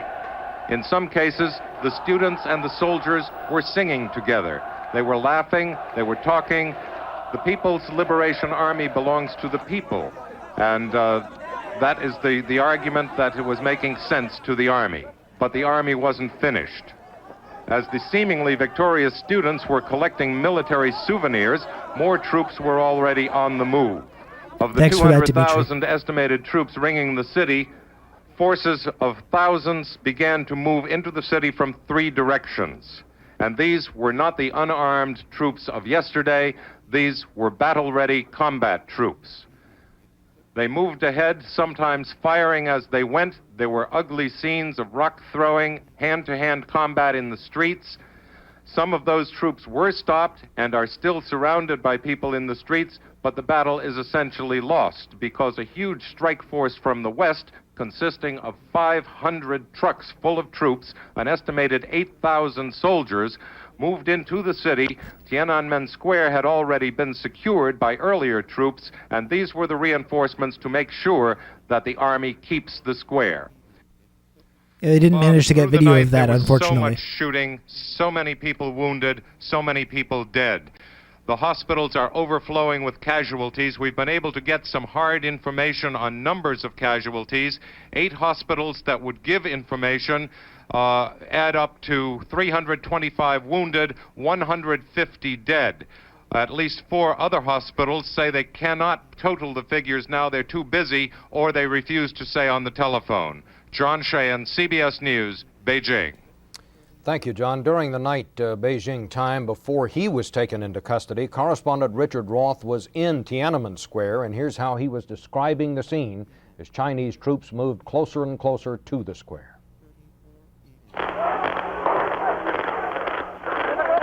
Now people are running away from the gunfire, from the advancing troops, assuming they are advancing. I guess they are. There are students running behind them, throwing rocks, picking up debris from the concrete on the square and hurling it at the soldiers. But again, the soldiers have not yet broken ranks, nor have they fired tear gas. I'll be right back, folks. Well, no tear gas, but from where we are, 100 yards away or so, you can certainly smell the smell of cordite from the gunfire.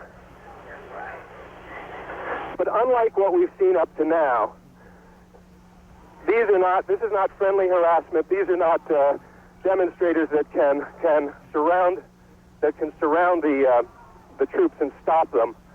The troops are all armed.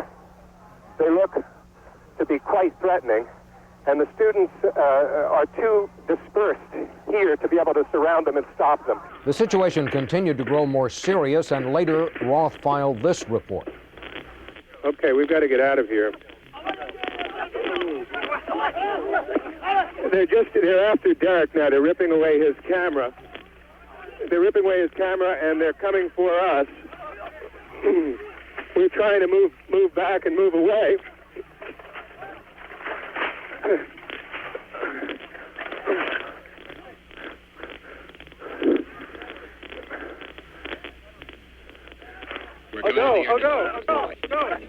I'll go.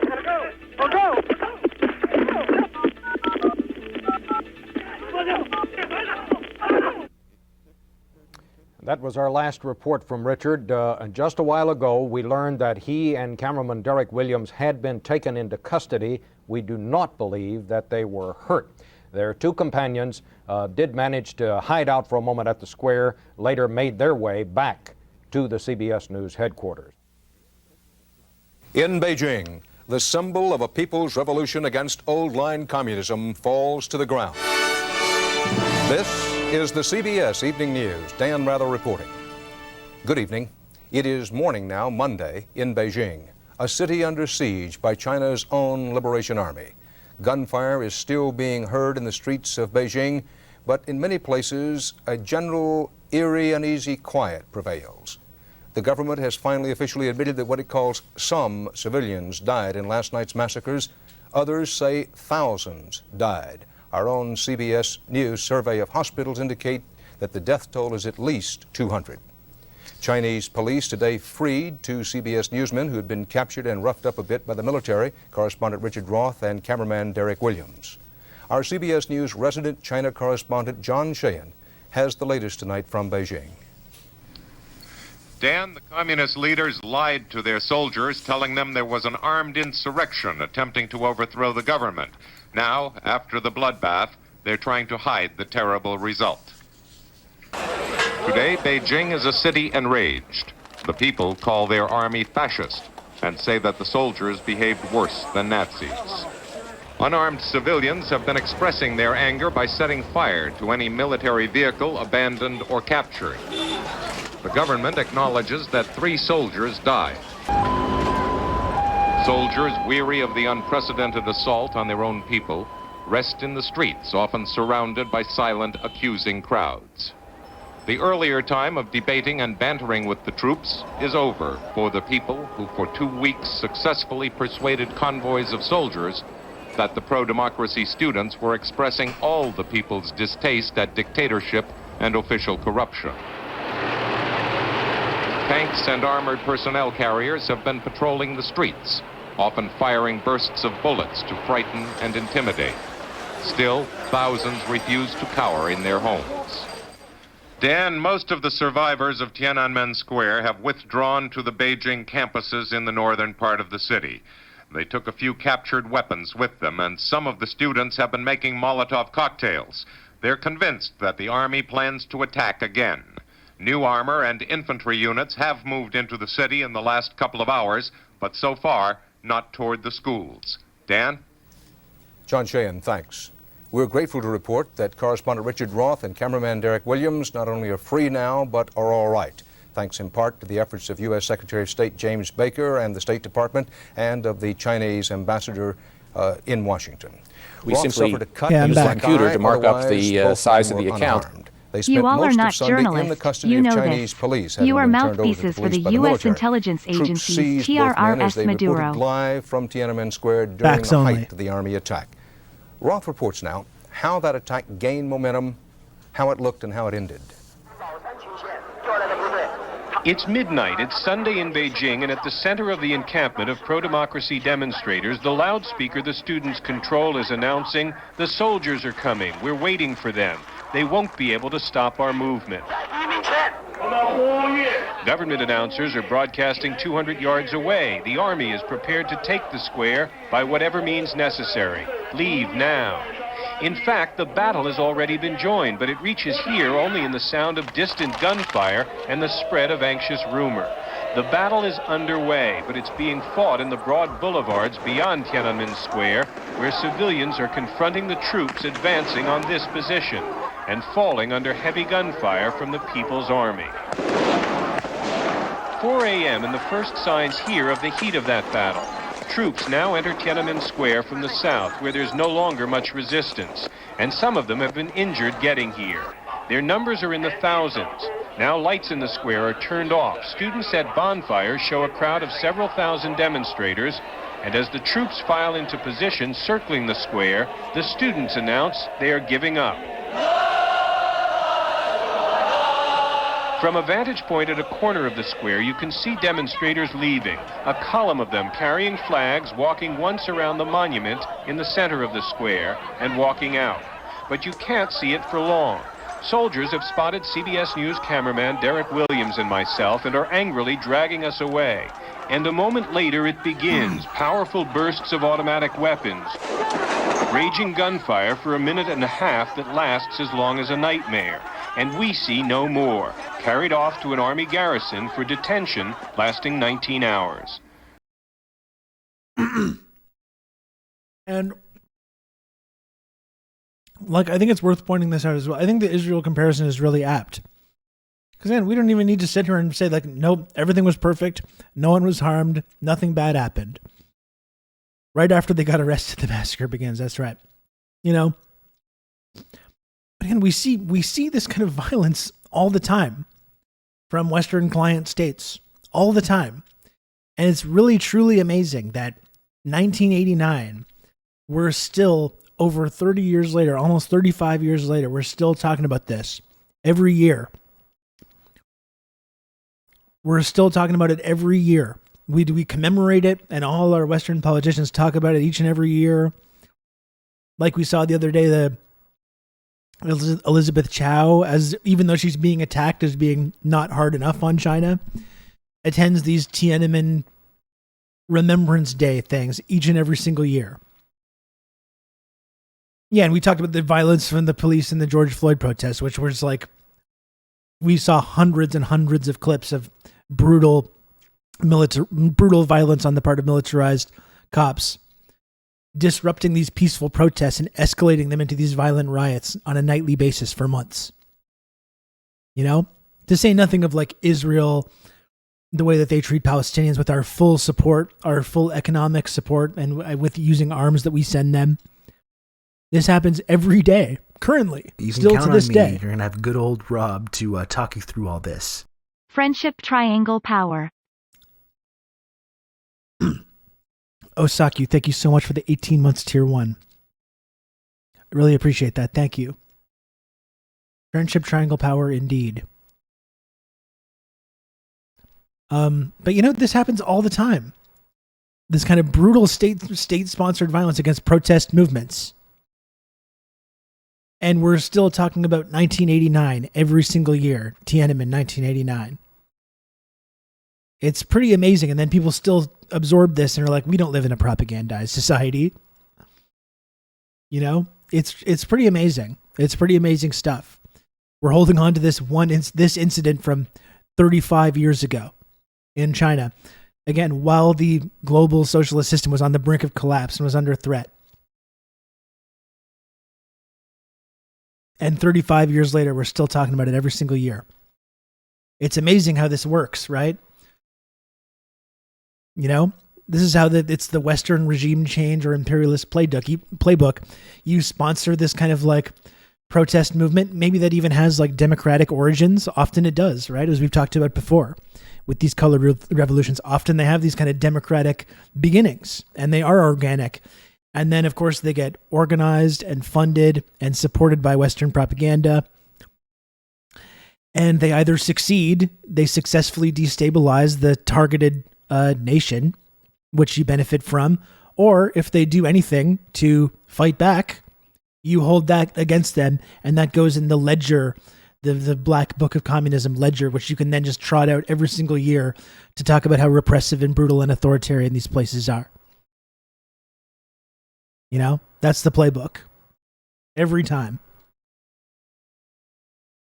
You know, and if the Euromaidan had been ruthlessly put down at the time, we would still be talking about that as well. If things had worked out differently in Ukraine, and Ukraine was still a neutral or Russian allied government that had put down this Euromaidan protest, we would be talking about that every single year.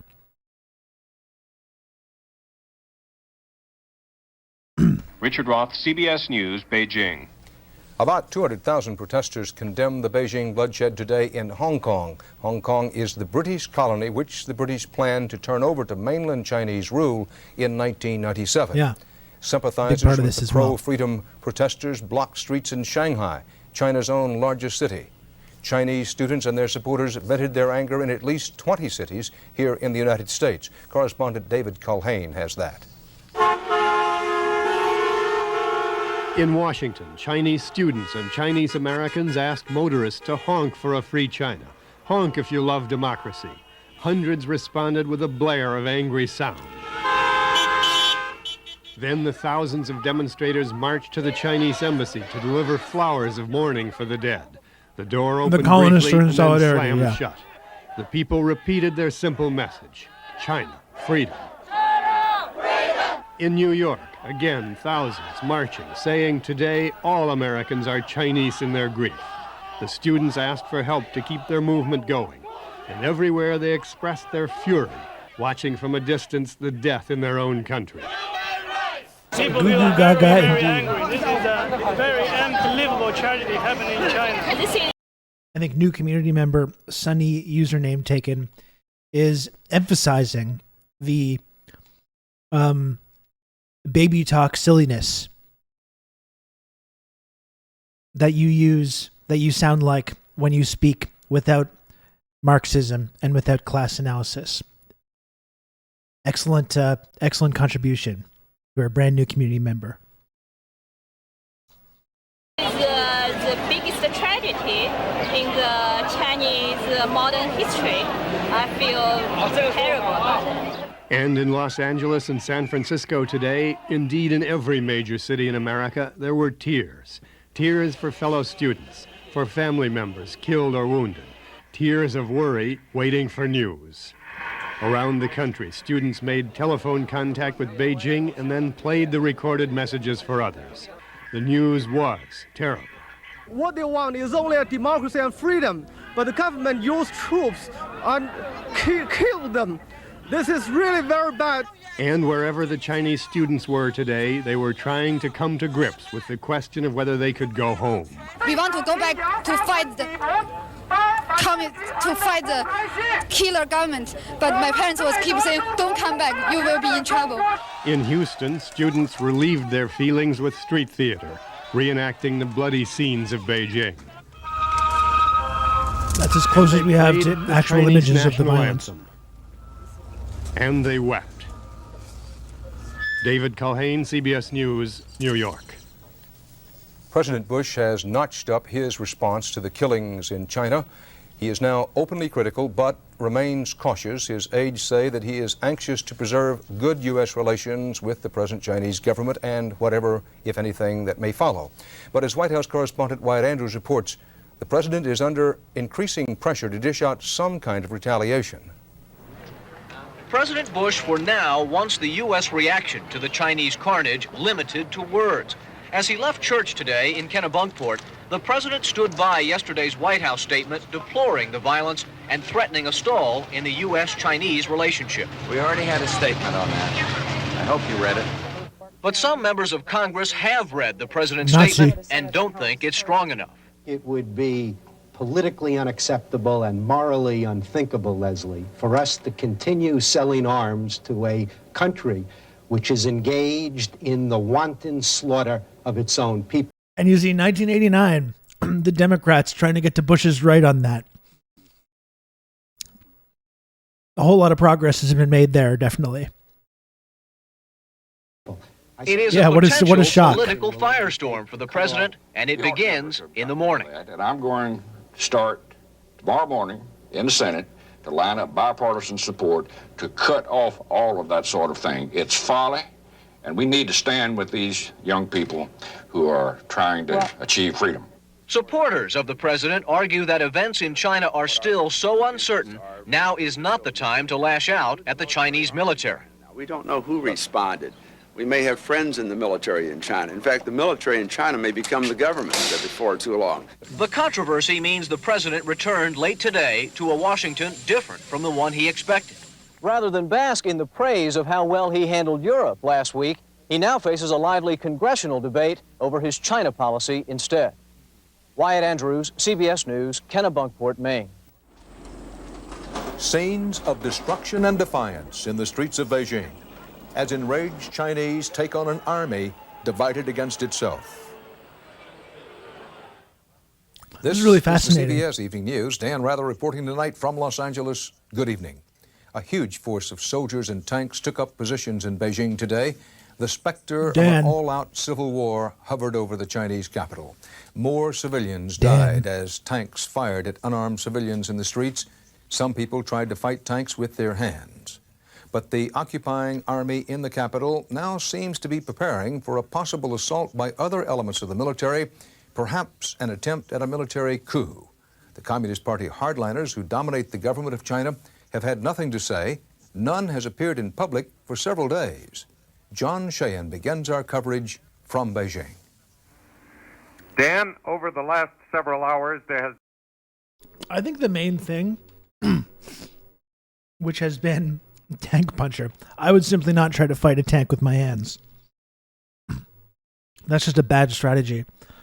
I think the main thing, and we've talked about this on the show endlessly, but once you learn that regime change playbook, right?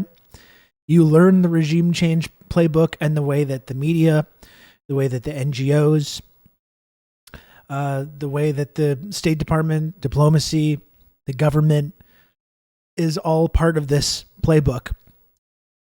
And the CIA, the intelligence agencies. Once you know that playbook, you just see it every time. And it's always the same. It's the same every fucking time. And once you understand that, then it becomes a lot more difficult to ever be swayed by any of this bullshit, because you see that it's just part of the exact same playbook that they've been running for decades now. For sure, you can't unsee it anymore. It truly is the red pill. You know, when you see this regime change playbook. And it absolutely does work. And the whole reaction to the Russian-Ukraine conflict has been a testament to that it still works actually very well. This playbook, that still many people are susceptible to it. I'm late today. Can we restart from the top? Yeah, no problem. No problem, Jay. Yes, Ian, absolutely. It's putting on the They Live glasses. There's been the continual sound of gunfire here as Beijing One and second. possibly the country sink deeper into chaos. China's 27th Army holds Tiananmen Square with a force of 160 tanks, plus infantry and other armor. It was principally the 27th that slaughtered unarmed, peaceful protesters. But there are clear signs that some elements in China's army are outraged by the atrocity. The 27th has moved to defensive positions, clearly expecting an assault by other troops, not necessarily in hopes of defeating the superior arms of the killers of Tiananmen, perhaps only to delay or prevent an attack on the defenseless tens of thousands of students barricaded in their campuses. The government announced that the Tiananmen massacre was only the initial victory. The punishment of the pro-democracy movement is to continue. Things look clear after a night of tank fire into crowds. It's Yeah. a tragedy. Some of the hundreds of American students in Beijing, meantime, began packing up today. Mara Tipi of Minneapolis said she is leaving, but hopes to return. Columns of tanks occasionally rove out of the city center, often firing wildly at civilians. Only the lucky survive. Did the bullet go all the way through your body? Yes, through my body and go out from my arm. Despite the continuing killing, civilians resist with sticks and stones and raw courage and rage. Some soldiers have been murdered, equipment destroyed. And there are now credible reports of soldiers who have set their own vehicles on fire and withdrawn in disgust. You just kind of casually throw that in there. Casually throw that in there. Oh yeah, some soldiers have been killed. Okay. So like what, again, what does America do if America's putting down a protest movement with military police, which happens fucking all the time, when the protesters start just killing the soldiers? What happens then? America just says, okay, well, fair play, you got us. I guess we should just you run the government now. You own the government. We give up. And then they're lighting their own vehicles on fire. Yeah, for sure.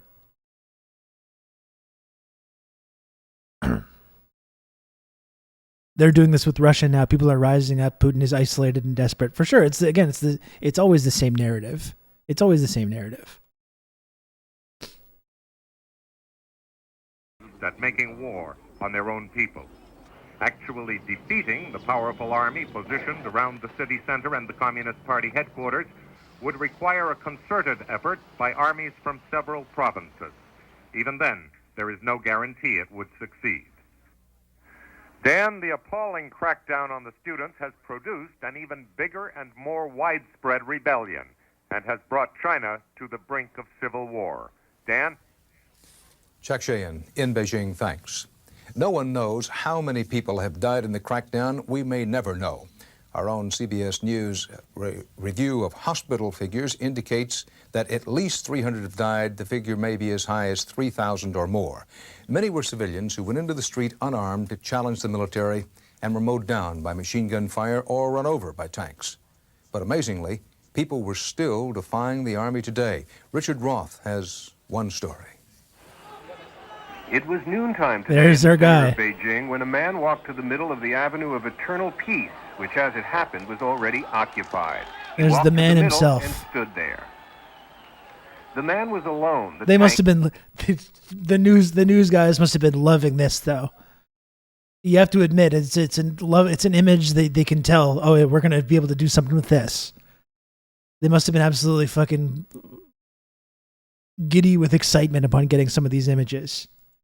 Tank was not. as they were leaving the plaza. Single tank he stopped. There were 18 tanks and armored carriers in this convoy, and while he talked to the crew and ignored the gunfire, he stopped all of them. One man alone, of course, can't stop an army. Except for a moment, that's exactly what happened here. For 3 minutes in the middle of the day, an army was stopped by a man who stood still. A man who'd made up his mind, it seems, though why we just don't know. But when bystanders rushed in to save this stubborn soul, it wasn't easily done. He was pushed away at last, faceless in the crowd.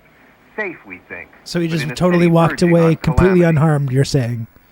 What moves a man to just stand still? And yeah, contrasting with Rachel Corrie crushed to death by armored bulldozer of the IDF, I think it's an interesting comparison as well.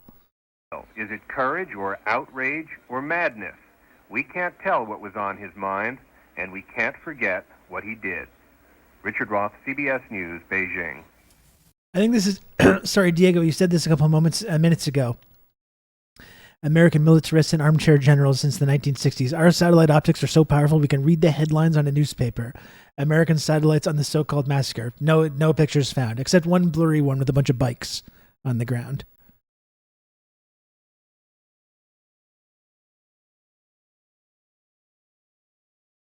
The USA needs to keep harping on this so-called massacre so people won't notice what the American military was doing that same year in Panama, where they carpet-bombed whole neighborhoods and actually committed several massacres. I mean, yeah, look what the forces of Western imperialism were doing. We want to talk about massacres, not just in Panama, but over that whole decade of the 1980s and early 90s, and well, fucking stretching back all the way to World War II, but just even that decade, you know, what was the U.S. military doing or the military-industrial complex, the intelligence communities, what were they doing in El Salvador? What were they doing in Panama? You know, throughout Latin America.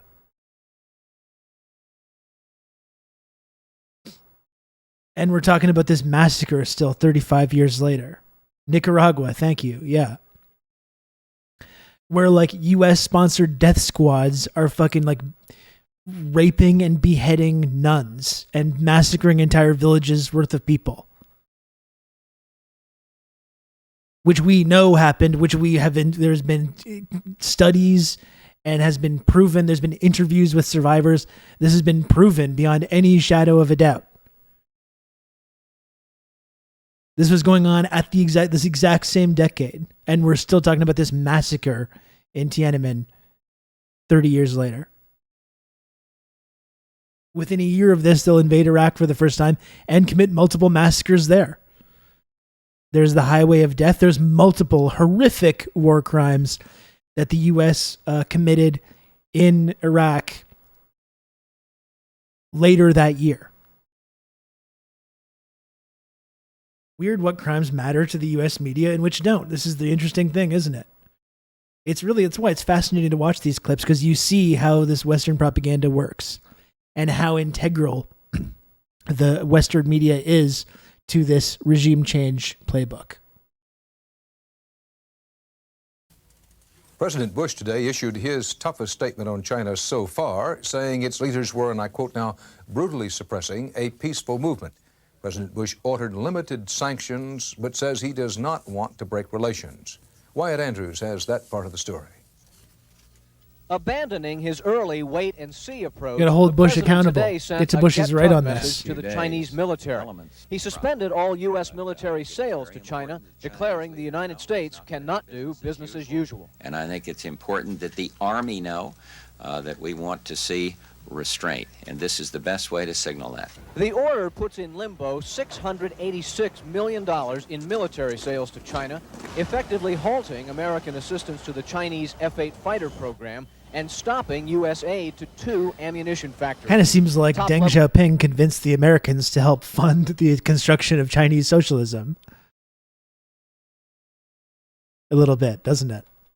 Military visits are also suspended. In addition, Mr. Bush offered Red Cross help for those injured in the violence, ordered a review of U.S. relations with China, and said the United States would sympathetically view requests from Chinese students who want to extend their visits in the United States. Significantly, the president did not suspend any other trade with China or cut off diplomatic relations with Beijing. this would be a bad time for the United States to withdraw and pull back and leave them to the devices of a leadership that might decide to crack down further. A group of 4 Chinese students, hastily invited to the White House, hailed the president's new plan. And look at that, they end up at the White House. I think may help Exactly as what happened in Hong Kong as well. Moved toward a good direction. Despite earlier We're supposed to not, like, again, it's supposed to be some kind of like tanky conspiracy to suggest that Tiananmen was a color revolution, exactly similar to Hong Kong and very similar other types of movements, when you have the protest leaders, English-speaking protest leaders, showing up to hang out at the White House with U.S. government officials. Which kind of says it all right there, doesn't it? We're supposed to pretend the U.S. wasn't involved in this?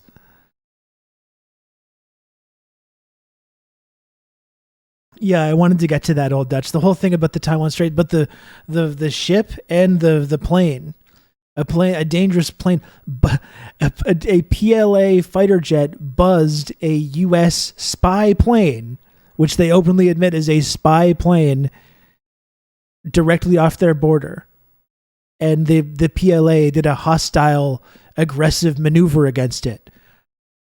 This is like 3 months after we freaked the fuck out, collectively shit our pants over a Chinese spy balloon. But they're also being very hostile and aggressive with our spy planes. It's fucking ludicrous.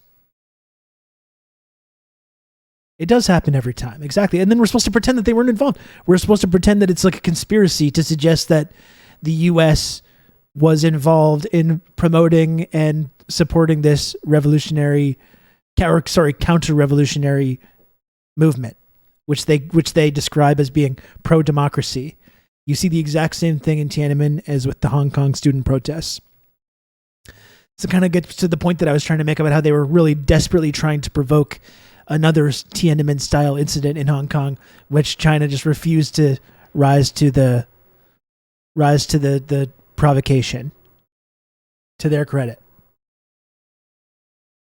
Help that things in China moved toward a good direction. Despite earlier complaints that the president moved too slowly, this latest plan of action won immediate support. I think the actions he's taken are prudent, and I agree. I think the United States ambassador should remain there. We have to condemn. Next, they're going to be aggressive with our spies. But we have to do it in such a way that we do not foreclose the possibility of a closer relationship again. Yet Mr. Bush will still face pressure to do even more. I am going to seek contingency legislation to suspend trade, investment, financial and other ties to this brutal communist government. That the Chinese military appears divided against itself is not seen as a bad sign here at the White House. President Bush, who is reading the tea leaves and watching television just like everyone else, says a splintered military proves a high level of support for the students and that the idea of democracy has taken root in China for good. Wyatt Andrews, CBS News, the White House. The governments of Cuba and Vietnam backed the Chinese government's crackdown and massacre today. The rest of the world reacted with outrage and grief. Bruce Morton reports. Keep using that word. The Chinese government ordered the Chinese army to kill Chinese civilians. The troops fired, people died, cameras worked. The whole world was watching.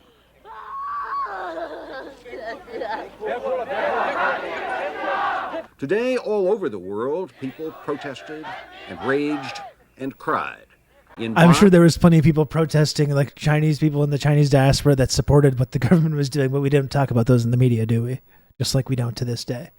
Or we suggest that when Chinese people who actually support their government or show this measure of solidarity or pride about their state, we say like, oh, they're being brainwashed.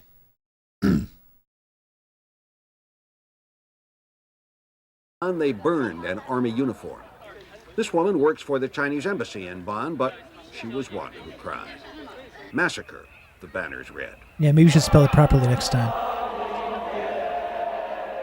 The army used force. The students used what they had, rocks sometimes. Well, they just acknowledged that soldiers were killed. The soldiers used force, the students not so much, even though, yeah, we acknowledge that some soldiers were. They just happened to die somehow. We don't know how. In Moscow, a quiet protest. They sang too. In English, one line goes, "A brave new world's in birth." Not today. In Beijing, they cried for the dead. In Roanoke, Virginia, a man cried out for a missing brother. One of the largest protests was in Hong Kong, which is to become part of China, this new China, in 1997. Truck drivers sat down, refused to cross the Hong Kong-China border. In Beijing, soldiers died too. I will go back and fight with Some Chinese students, like this one at UCLA, wanted to go home and fight.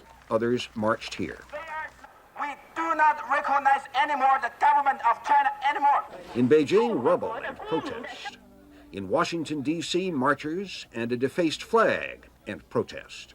People believe that at least they're human being at the beginning, and now people find out that they are no longer human being. Outside the United Nations, which cannot intervene in China's internal killings, chants and marchers. Here and everywhere, tears and anger, grief and rage, all mingled. The whole world was watching. It will never see That's China amazing, Marty. The Republican, let me get back to what you were saying. The Republican senator from North Carolina that keeps popping up was vocally against desegregation and was a supporter of Pinochet. Very cool. the same way again. Bruce Morton, CBS News. Anyway, really interesting exercise to look at this, to look at the actual footage, like when it was going on. We can talk about the way this has been used like over and over in the 30 years since, but it's really interesting to see the news footage of that time as this narrative was taking shape, and you see the role that Western media plays in promoting these narratives. And Richard Roth came up a lot, right? Richard Roth's reporting was a central part of that narrative. And look at who wrote this piece in June 4th, 2009 for CBS News. Richard Roth himself, who explicitly says there was no Tiananmen Square massacre. Richard Roth, the very guy that's a central part of that reporting, who was detained by the military and whose words and reporting was used to promote this narrative. It is really interesting to see the raw report.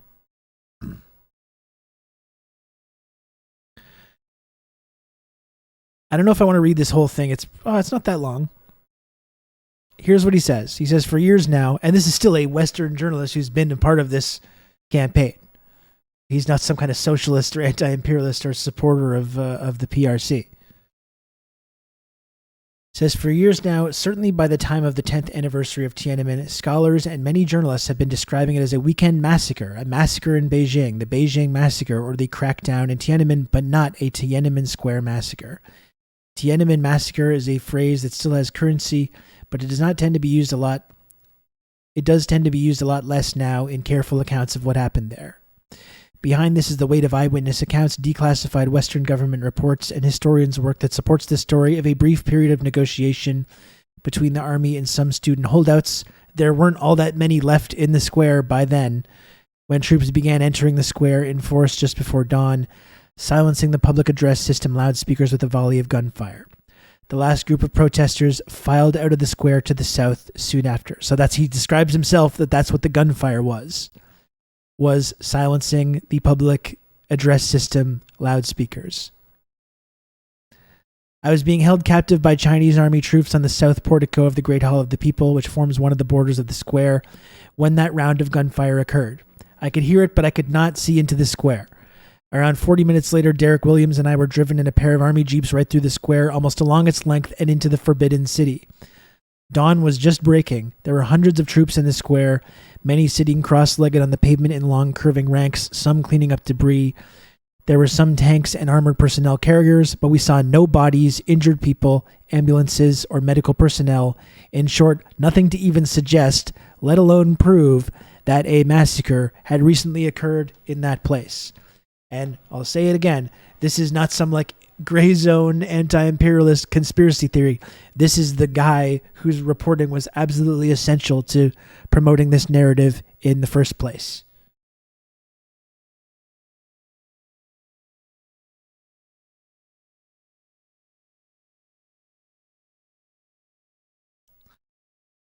Later being debriefed on air by Dan Rather, I recall making an effort to avoid using the word massacre. I referred to an assault and an attack. I reported what I saw. I said I hadn't seen any bodies. Admittedly, I've never made a point of trying to contradict a colleague on the air. I've simply stuck to my own story because I've believed it's true. Some have found it uncomfortable that all this confirms with what the Chinese government has always claims, perhaps with a bit of sophistry, that there was no massacre in Tiananmen Square. But there's no question... Sorry. There's no question. Oh, fuck off. Okay.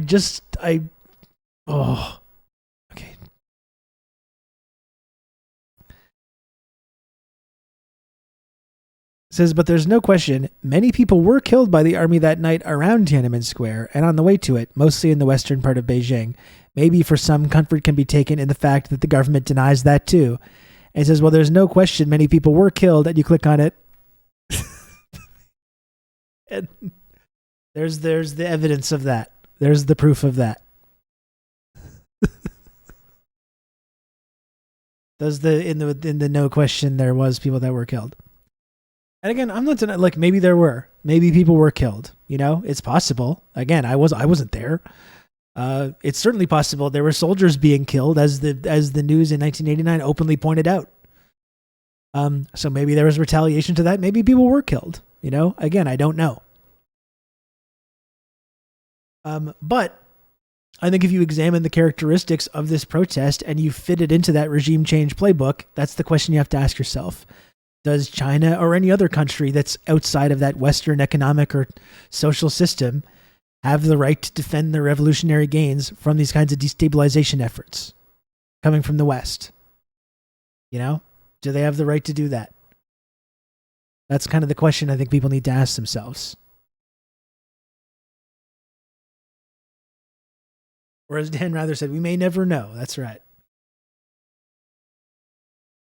We may never know.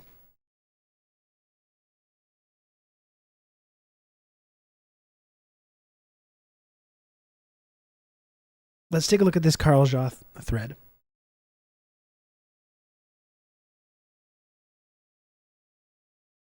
Hang on, I just got to get a napkin for 1 second. I got a little spot of olive oil here on my desk, and I don't want to make a mess out of it. Just 1 sec. Sorry.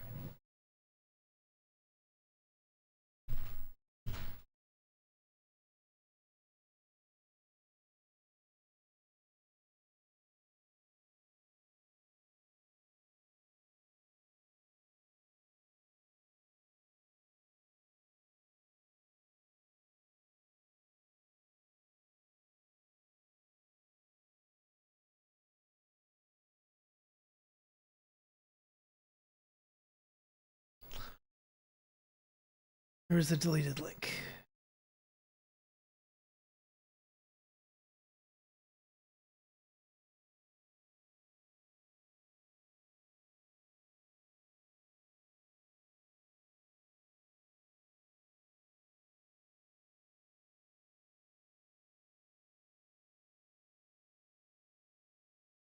Here's the deleted link.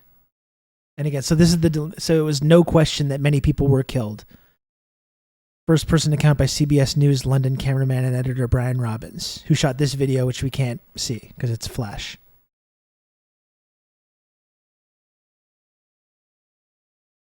Just after midnight on June 4th, 1989, we arrived at the Beijing hotel site of Chang'an Avenue. We could hear shooting. Saw a large group of students facing soldiers. We could see burning vehicles in the square. As we contemplated the warning that the soldiers would shoot, far ahead of us, a lone student walked out and gave a V sign. Soldiers raised their guns. A blur of people ran in front of me, and my sound man pulled me down sharply as they opened fire in our direction. People around us were hit. My video goes black as I ducked. As the camera comes up, you can see crouching people, sparks of ricochet. We scrambled up, heard a woman scream near me as she was shot. The dead and wounded were taken away. One man shot in the back, another dead. There were many, we couldn't keep up. More shooting. The crowd ran. Locals got angry and threw stones at the tanks. So that's it. That's the evidence that many people were killed, which is used in that piece. But let's look at the characteristics of this protest.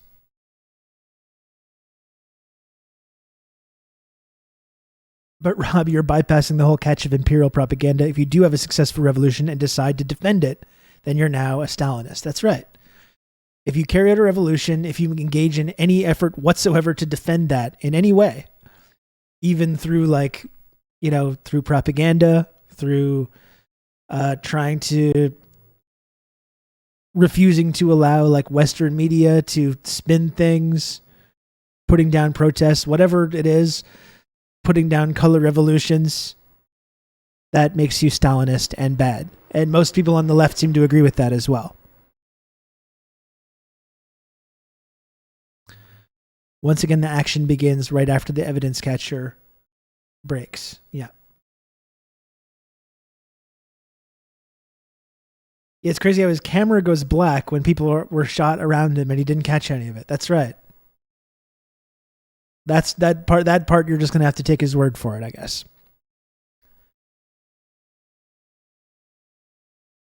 Anyway, here's the leader of Tiananmen Square student protest, Chai Ling, giving interview to American journalist Philip Cunningham on May 28th, 1989, on what her plans for. Her plans are for students in the square. So this is a couple days before the incident. You can count on me. You're going to have good old Rob to talk you through all this. Dimitri, thank you for the gifted sub. I appreciate that. Would a U.S. journalist lie about their experience coming under fire? Yeah, it's never happened before, certainly. So that would be a first. There's to be a first for everything. Yeah, so this is like a week or so before the incident. You see one of the protest leaders. 最近我一直感觉到特别悲哀，而且同学的这个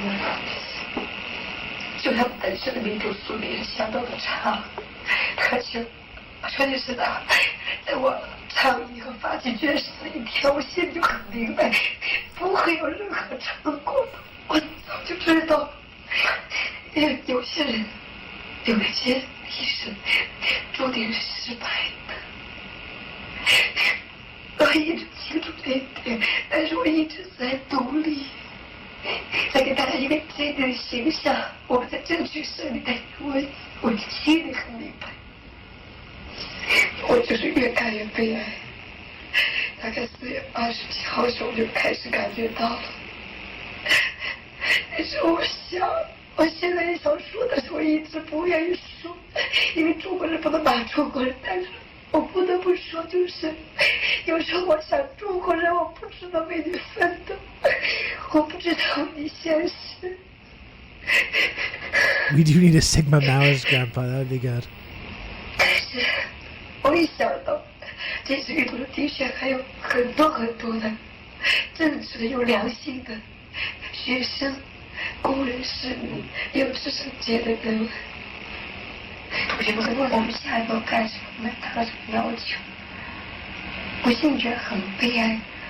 我没办法告诉他们，其实我们期待的就是流血，就是让政府最后无奈之际的时候，他用屠刀来对着他的公民。我想也只有广场血流成河。 Okay, this is pertinent. In fact, what we are expecting is bloodshed. 就是流血。 Force the government at the end, at a point when it has no other choice but to butcher its citizens. I think only when the square is awash with blood, then all Chinese people can truly open their eyes. This is how they can unite. That's kind of interesting, isn't it?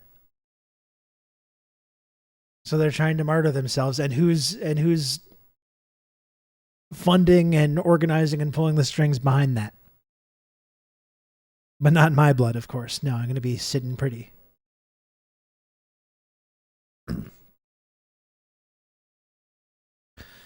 Tiananmen student protest leader Chai Ling complains to American journalist Philip Cunningham that some people tried to get students to leave the square that would ruin her plan of forcing bloodshed. When asked if she will stay, she says no because she's different.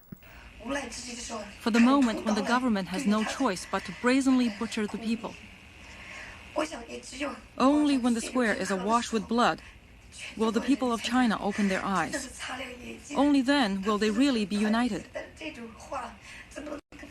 But how can I explain any of this to my fellow students? And what is truly sad is that some students and some famous, well-connected people are working hard to help the government, to prevent it from taking such measures. For the sake of their selfish interests and their private dealings, they are trying to cause our movement to collapse and get us out of the square before the government becomes so desperate that it takes action. Is she a Maoist or reactionary? Well, I think carrier wave, I think the main thing is that to collapse on its own. This idea has been promoted, and there's people that are on the left that are China bad people that talk about this. They frame these protesters as being like Maoist revolutionaries that are protesting these sort of capitalist opening up of the economy, but I don't think that's accurate, though. You know? I don't think that's accurate. Then the government will be able to wipe out all the leaders of the movement, as well as those leaders in the party and in the military who dare to oppose them, who represent the people. Deng Xiaoping has made it very clear. From what I understand, they were an upcoming managerial class. I mean, some of them were outright reactionaries. They've seen some of these student protest leaders, if you follow them to this day, they're like Western right-wingers now, which we can look at. That there were some Maoists in the mix, but they weren't the leaders of the movement. And this is what I was talking about as well with like color revolutions. And you know that there is this like organic element a lot of the time, as I'm sure there was here. I'm sure there was people that were organically part of this movement that did have, that were coming things from some kind of a revolutionary perspective or a socialist perspective. But regardless of whatever like organic beginnings some of these movements have, the question is, do they become then co-opted by the forces of reaction and the forces of Western imperialism? You know, that's what happens in these color revolutions. Sometimes I think we can get confused when we talk about color revolutions by thinking that like every single person that's involved is some like Western sponsored crisis actor who's being handed burlap sacks filled with cash from the CIA. And that's not true. Like that's not accurate at all. But the question is, do they get co-opted? Do they get weaponized? Do they get turned into imperialist propaganda? You know, that's the question. And that's what we see more often than not. There's a small handful of people, not only in the party and in society, but also among the students. That's why I feel so sad, because I can't say all this to my fellow students. I can't tell them straight out that we must use our blood and our lives to call on the people to rise up. Of course, the students will be willing, but they are still such young children.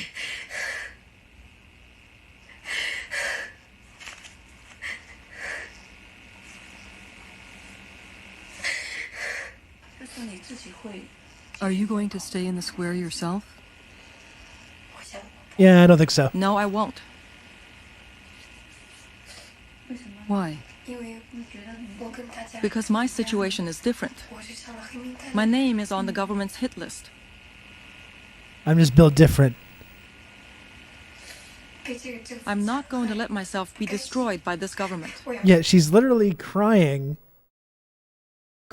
because she believes that these students should martyr themselves and they're not willing to, while she has nothing to fucking do with it.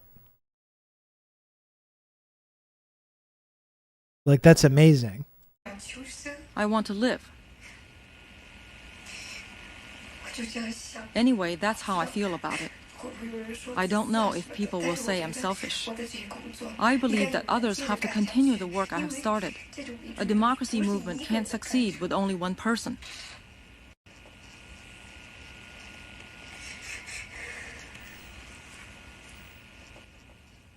When Chai Ling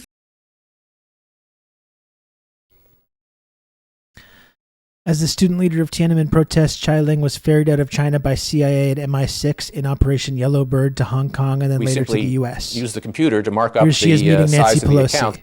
One question. How does it feel to be an imperialist running dog? Thank you, Dimitri. We should ask her. We should ask her that question.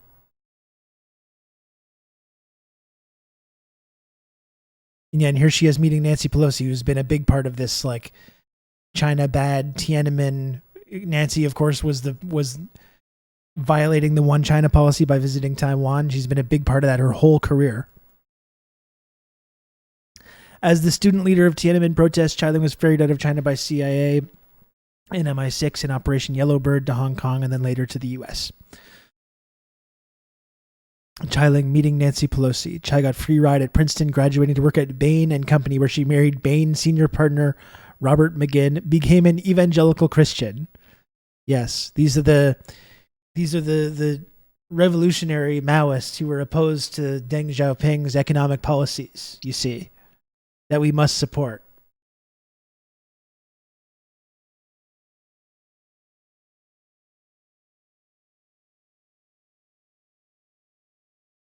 And then there's this guy as well. Is it?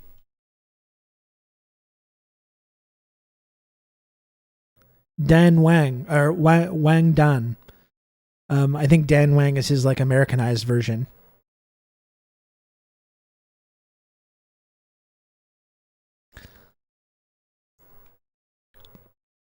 A leader of the Chinese democracy movement, was one of the most visible student leaders in Tiananmen Square protests in '89. Holds a PhD in history from Harvard University, and from August 2009 to February 2010, Wang taught cross-strait history at Taiwan's National Chengxi University as a visiting scholar.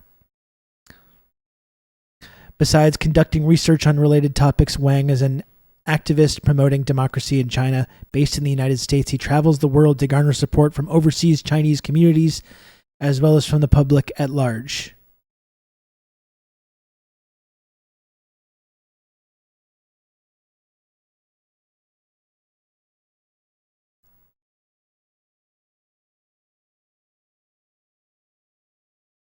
And look at, you go into his political positions. Political positions. Let's skip ahead to United States politics. This is this pro-Chinese democracy former student leader and current activist. United States politics. Wang has claimed that the Black Lives Matter movement is a plot by the Chinese Communist Party to prevent Donald Trump from winning the 2020 presidential elections and to disrupt U.S. civil society. He has additionally said that the Democratic Party is weak on China. After Joe Biden won the 2020 elections, he said he wanted to hold off recognizing Biden as president-elect and criticized the media for biased reporting. These are what happened to the student leaders of this movement.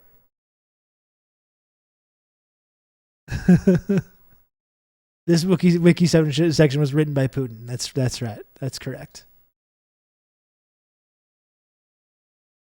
Anyway, plenty more stuff about Tiananmen that you can take a look at. Again, I really recommend our friend Radio Free Amanda's piece on this in Liberation News.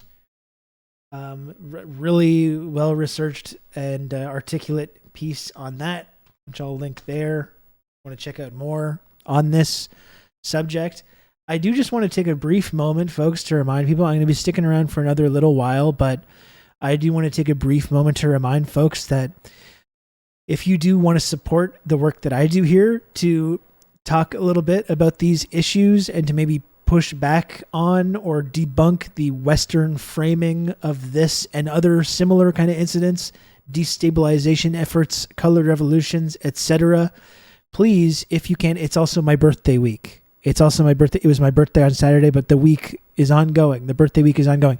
So if you want to support the work that I do here to talk about these things and to promote a different perspective on this that we do not hear in Western media, the only way that this program can continue to exist is through the extreme generosity of the wonderful TRRS community members.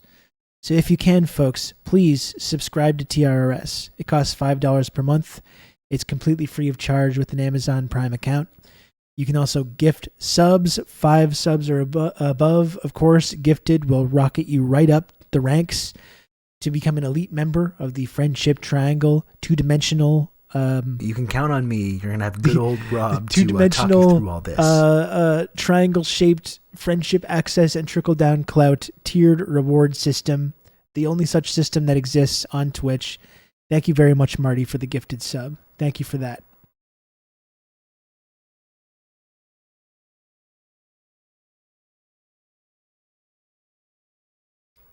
Yes, the counter is busted. Yes, I have to update it manually. I don't know why. You've just become an elite member of the Friendship Triangle. Don Dark Sony, thank you. Don Dark Sony, thank you for the 5 gifted subs. I really, really appreciate that. I don't know what state or... Oh, the 6 gifted subs. Oh my goodness. Don Dark Sony, thank you so much. A highly elite member of this community. Don Dark Sony. And I don't know what intelligence agency or state Don Dark Sony represents, you know? You can count on me. You're going to have good old I'm pretty Rob sure it's somebody. to talk you through all this. We don't know who, but you know what? I appreciate it nonetheless. I don't know to what end I'm being manipulated by this, but I still appreciate it, regardless of where it's coming from. Thank you. I like to think Don Dark Sony is like he's my CSIS or like my NSA or CIA guy who's just slowly become, you know, it was trying to control me at first, but he's slowly become convinced by my arguments, and now he's just supporting the show just with no nefarious purpose at all. That's my kind of suspicion about this. And thank you, Diego, for the gifted sub as well. I really appreciate that, Diego. Thank you for that.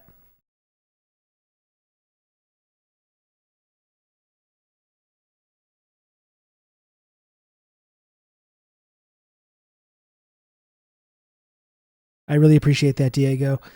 Off topic. You can count on me. You're going to have good old Rob to talk you through all this. Off topic, deep rib lore question. Where did the quote, "You can count on me, good old Rob, to talk you through all this"? It came from the 49th Parallel podcast.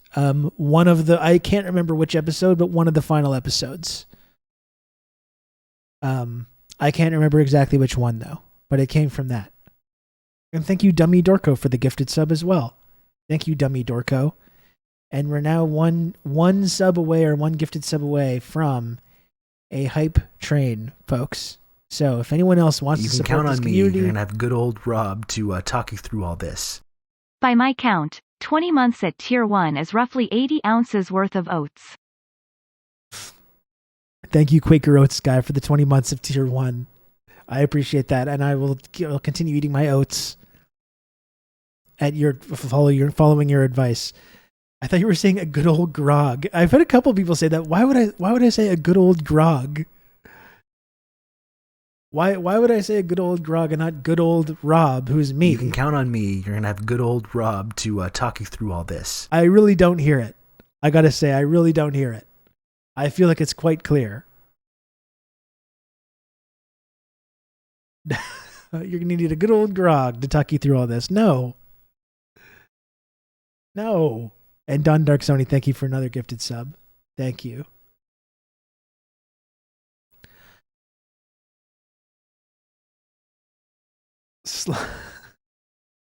Because you were drinking something in the clip, so I thought it was a joke. No, it's good old Rob. Again, I thought it was fairly clear, but apparently there's been some confusion on this. Okay, so there's, I guess, a number of other people that have said this. Oh my goodness.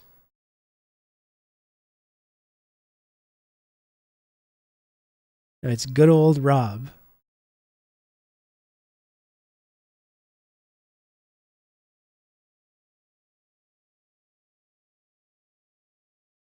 You can count on me. You're going to have good old Rob to talk you through all this. I think it's pretty clear. Thank you very much, Diego, for another gifted sub. I heard a YouTuber say a variant of that yesterday. I didn't know she was a fan of yours. Is that true? You can count on me. You're going to have good old Rob to talk you through all this. Oh my goodness. And another gifted sub from Don Dark Zoni. Jesus. Don Dark Zoni, thank you for the gifted sub.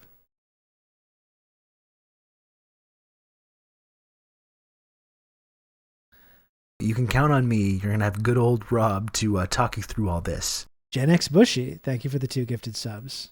My goodness.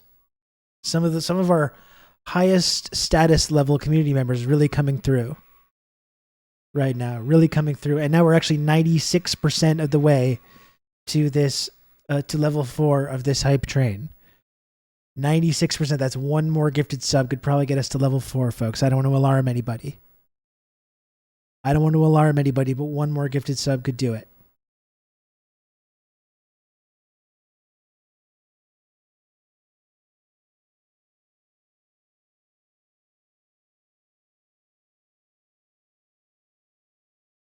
And also, I will just say again that if you can count on me, you're going to have good old Rob to talk you through all this. I still don't hear it even when I'm listening for it.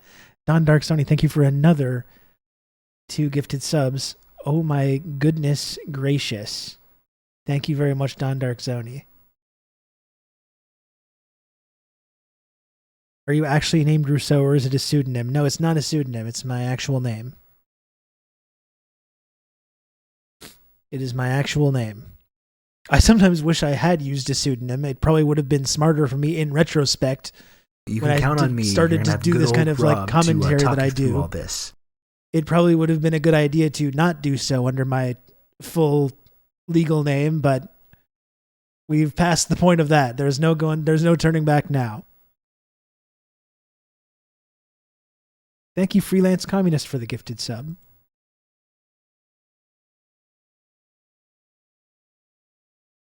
In retrospect, maybe that would have been a good idea. Has it made it harder to get like a jobby job? I don't know for sure. I suspect that it has. There's been like 3 jobs that I've applied to over the last year that I felt like overqualified for and that I would be great for that I have not heard anything about. And I fucking can't escape the nagging notion that someone does a quick Google of me and they're just like, nope. we don't want anything to do with this guy.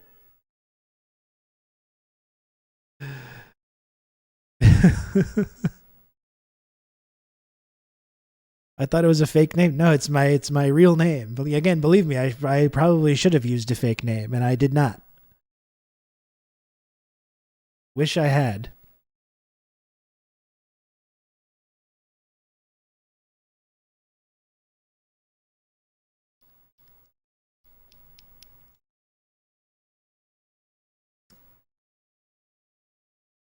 It's not exactly a common legal last name. I guess not. Yeah. I guess not. I mean, I am in Quebec where there's a lot of French people, so it's probably more common here than it is like in America, say. Apply to jobs with a fake name. Now we're talking.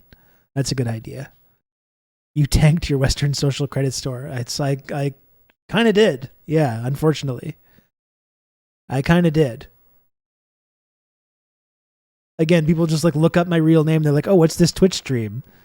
And here I am to like questioning the Tiananmen Square narrative. And they're like, no, we want nothing to do with this guy. Get us as far away from possible as this guy.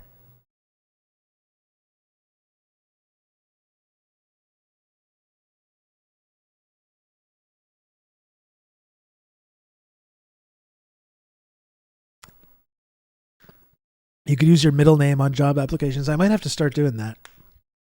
I might have to start constructing some kind of like a Square persona that if people look me up, they're like, oh, this guy seems like a fine, upstanding fella.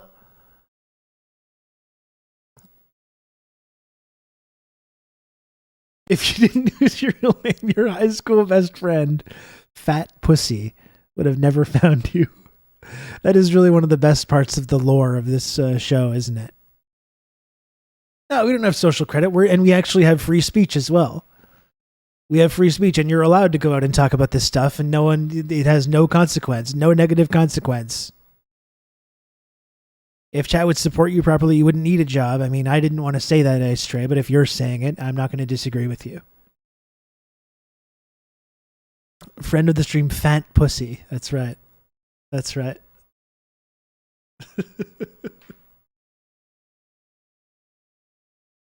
Oh.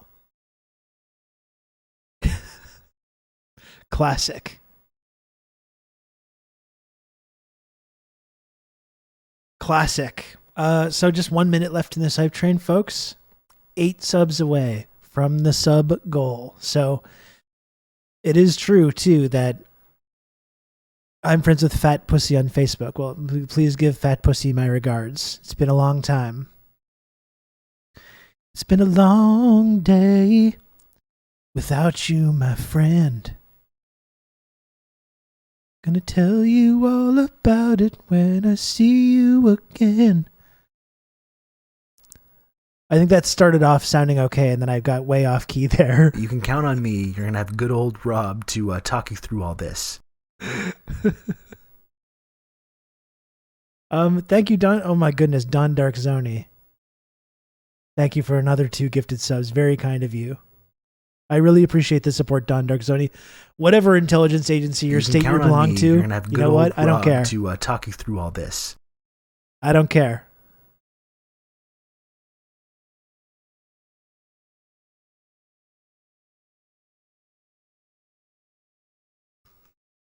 And Ice Tray, thanks for the gifted sub as well. Thank you, Ice Tray. I really appreciate that.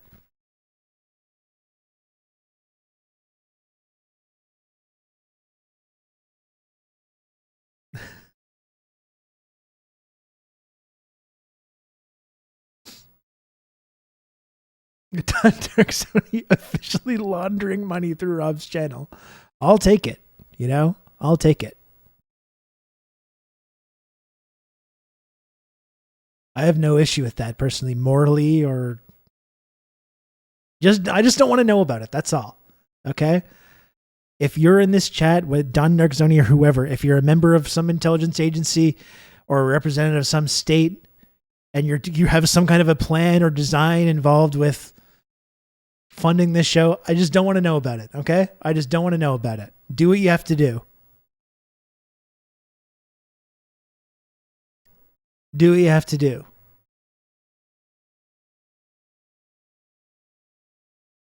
I dropped a birthday gift for you on the TRRS channel.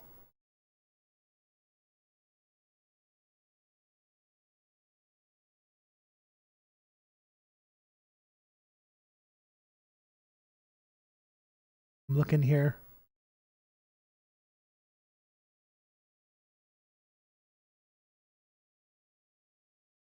What is this, Dave? Oh, that's cool. Dave, that's cool as hell. Is there a way that I can show this? This is really neat.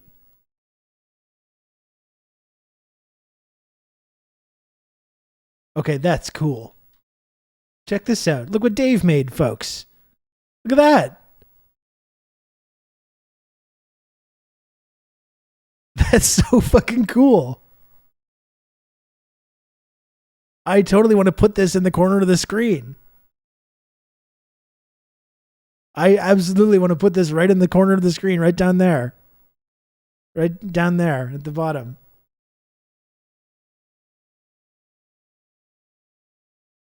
That does look awesome. Thank you for that, Dave. That's so cool.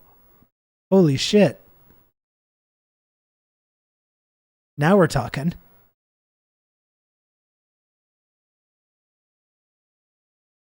I'm humming a news theme in my brain just looking at it. It's really like you see the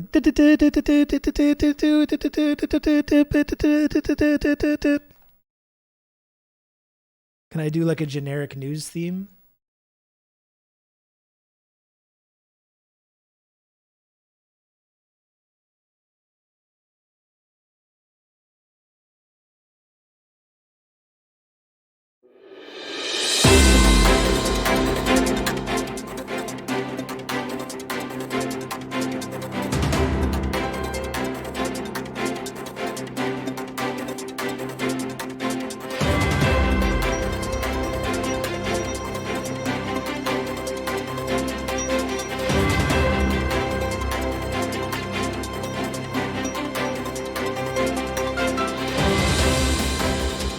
I need some kind of like a copy, like some generic, maybe I can get ChatGPT to spit me out something, some kind of generic, this is TRRS, and like some kind of a slogan or, you know, You know, some kind of like a little like a introduction or whatever. That's so cool. I really like that, Dave. Thank you for that.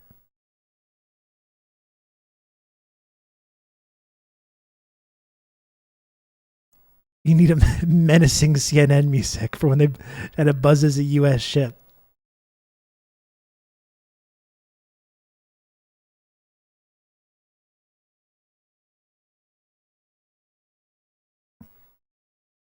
That was really cool. That's really cool. I really do want to just throw that right in the corner. I think there must be a way of doing that. If you make that transparent, just have that in the fucking corner of the screen at all times.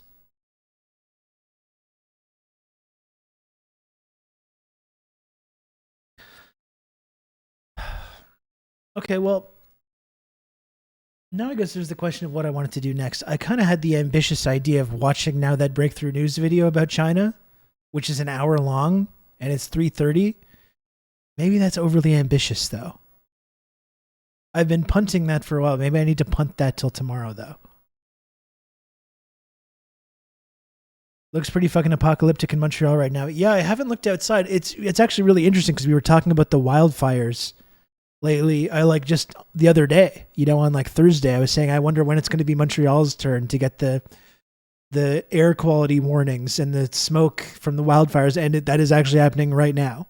We have air quality warnings going on right now. Yeah, I can kind of see the yellow sky like out my window right now.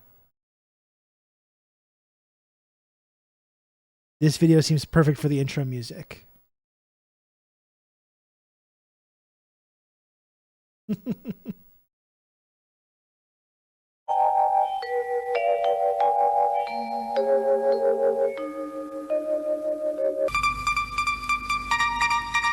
Hell yeah.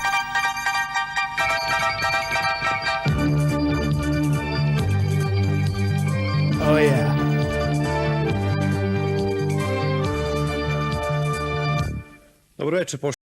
Yeah. Fuck yeah. That's so cool.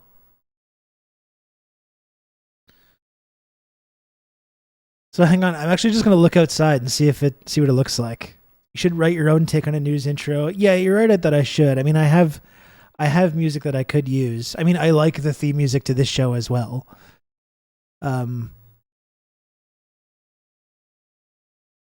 It's actually the most dystopian thing. People have gotten so used to the wildfires, they're just looking out the windows going, yeah, the sky is kind of yellow. I'm going to go check it out right now. We do have an air quality warning, like, currently. I'm just going to go check it out. One sec.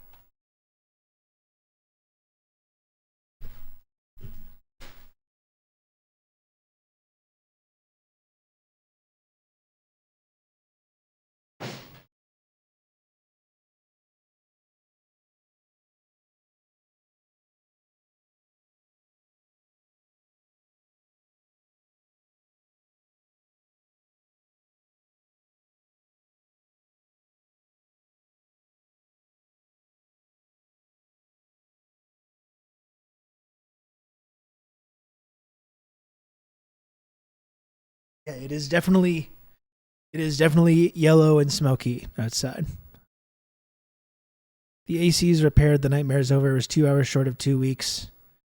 I'm basking in coolness. I'm going to have to figure out some kind of a solution for this summer because it was miserable the other day when it was so hot.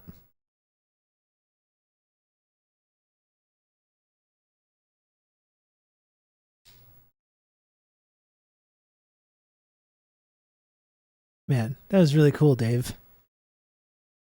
It does smell a little smoky as well. That's good. That's just something that we all experience now, every summer.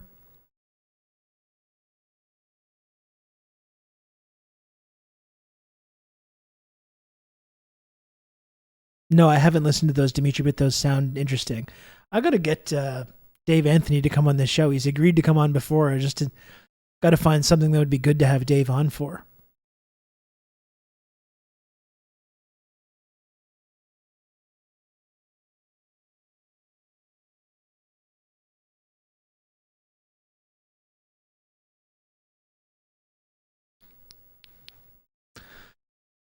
So yeah, I gotta wonder what else to do. So China's socialist path is part of what we talked about today. We didn't actually watch the video corresponding with that. But I do think, especially in the context of like the current destabilization efforts we're seeing happening with China right now, the discrepancy and the way the media is such a big part of that, right?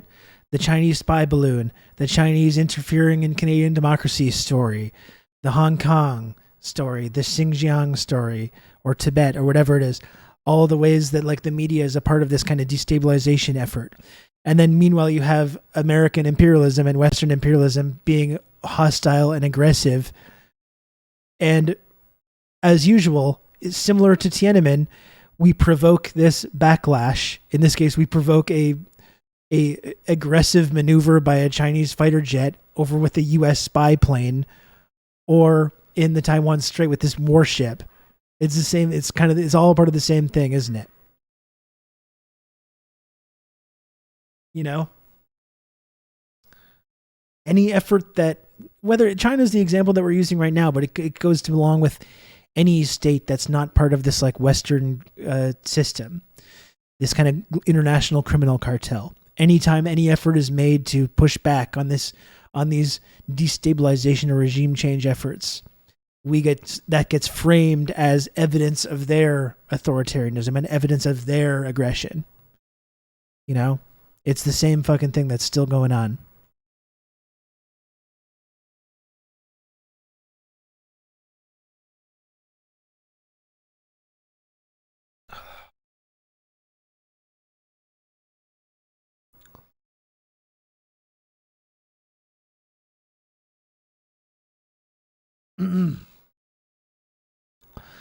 So I don't know what else we got now.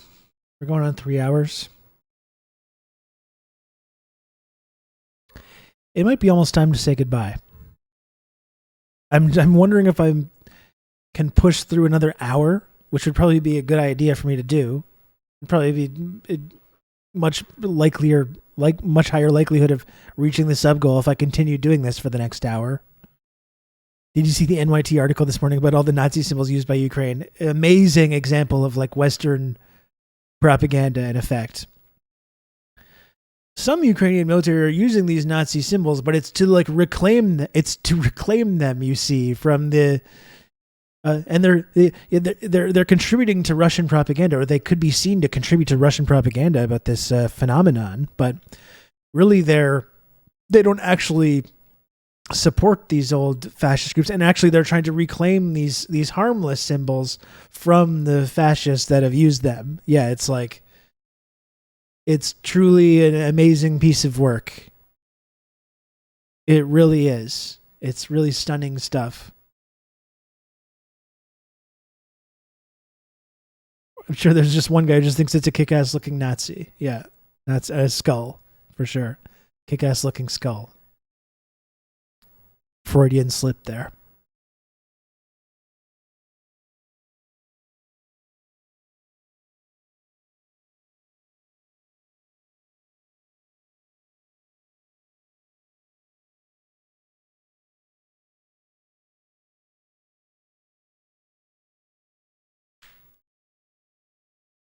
Pretty amazing stuff, you know? And I think that's in terms of like one of the things that we've talked about so much on this program, the function of Western journalism. And you see it when it comes to China. You obviously see it when it comes to Ukraine and any other society, any other state that's trying to create something that falls outside this like Western-led international criminal cartel. You see the essential function that the media plays in destabilizing these efforts, and to convince people that live here that we can never possibly support them. The contradictions in the media are getting more apparent, and people don't want to admit it. For sure, Decadoon, but this is what I see the problem. This goes back to what we were saying at the very beginning of the stream about like RFK. The people that are talking about the media in this way, because everyone on the left is swallowed this idea about our free press. And then when people like Donald Trump say the media is the enemy of the people, or they point out the role that the media plays, of course people believe it because they know that the media lies to them. They know that, but no one else wants to call them out like this.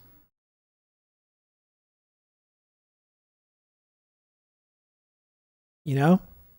And that's exactly why there needs to be space to do this on the left. So we don't leave that argument open to like the Trumps of the world or the Tucker Carlsons of the world or whoever.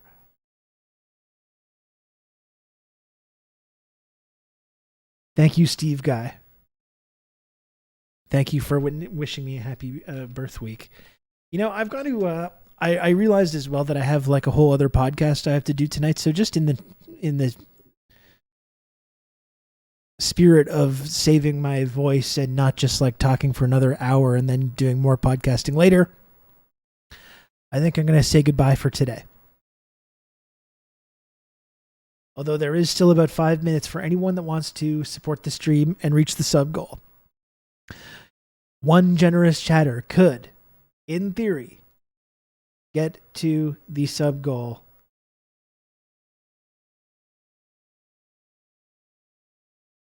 If they wanted to. I haven't heard this one for a while. I think this is my saddest goodbye music.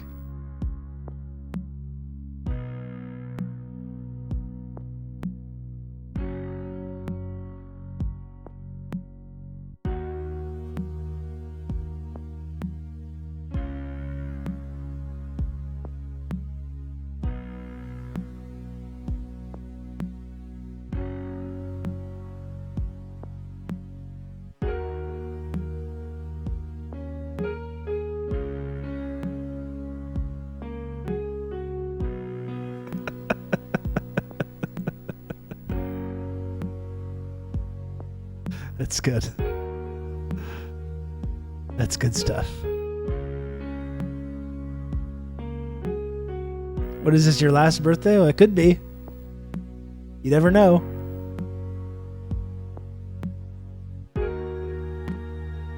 You never know. And if it was, you'd feel pretty bad that I didn't get to the sub goal today. Also. Wouldn't you?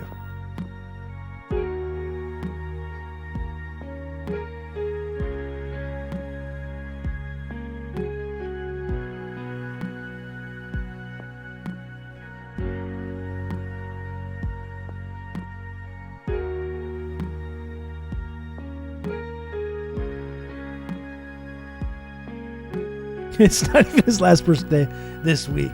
Thank you. 40 is maid age. That's right. Yeah. Isn't it interesting that Chinese people in China have a high level of trust in their media while people here do not? And yet we frame their media as being like dystopian, authoritarian, and propaganda.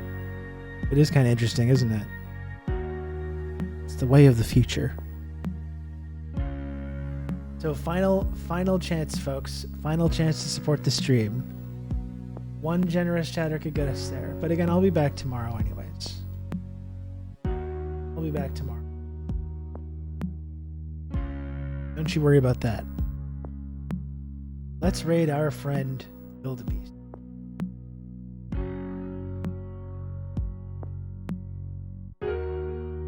We simply use the computer to mark up the size of the account.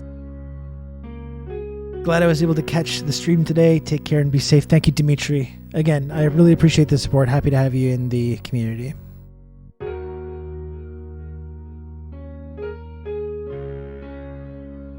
So that's all, folks. I'll be back tomorrow. Maybe we'll finally watch this video on China's socialist path after like an entire week of talking about this. It's so funny that whenever Western polls show Chinese people trusting institutions, they'll add a disclaimer that people in authoritarian countries are just brainwashed. That's right. Even if the poll is sponsored by like Harvard University, they're like, well, they're just afraid to say that they don't like it, though. They're so brainwashed that they feel that they have to say these things. Couldn't be us, though. That's right. Couldn't be us.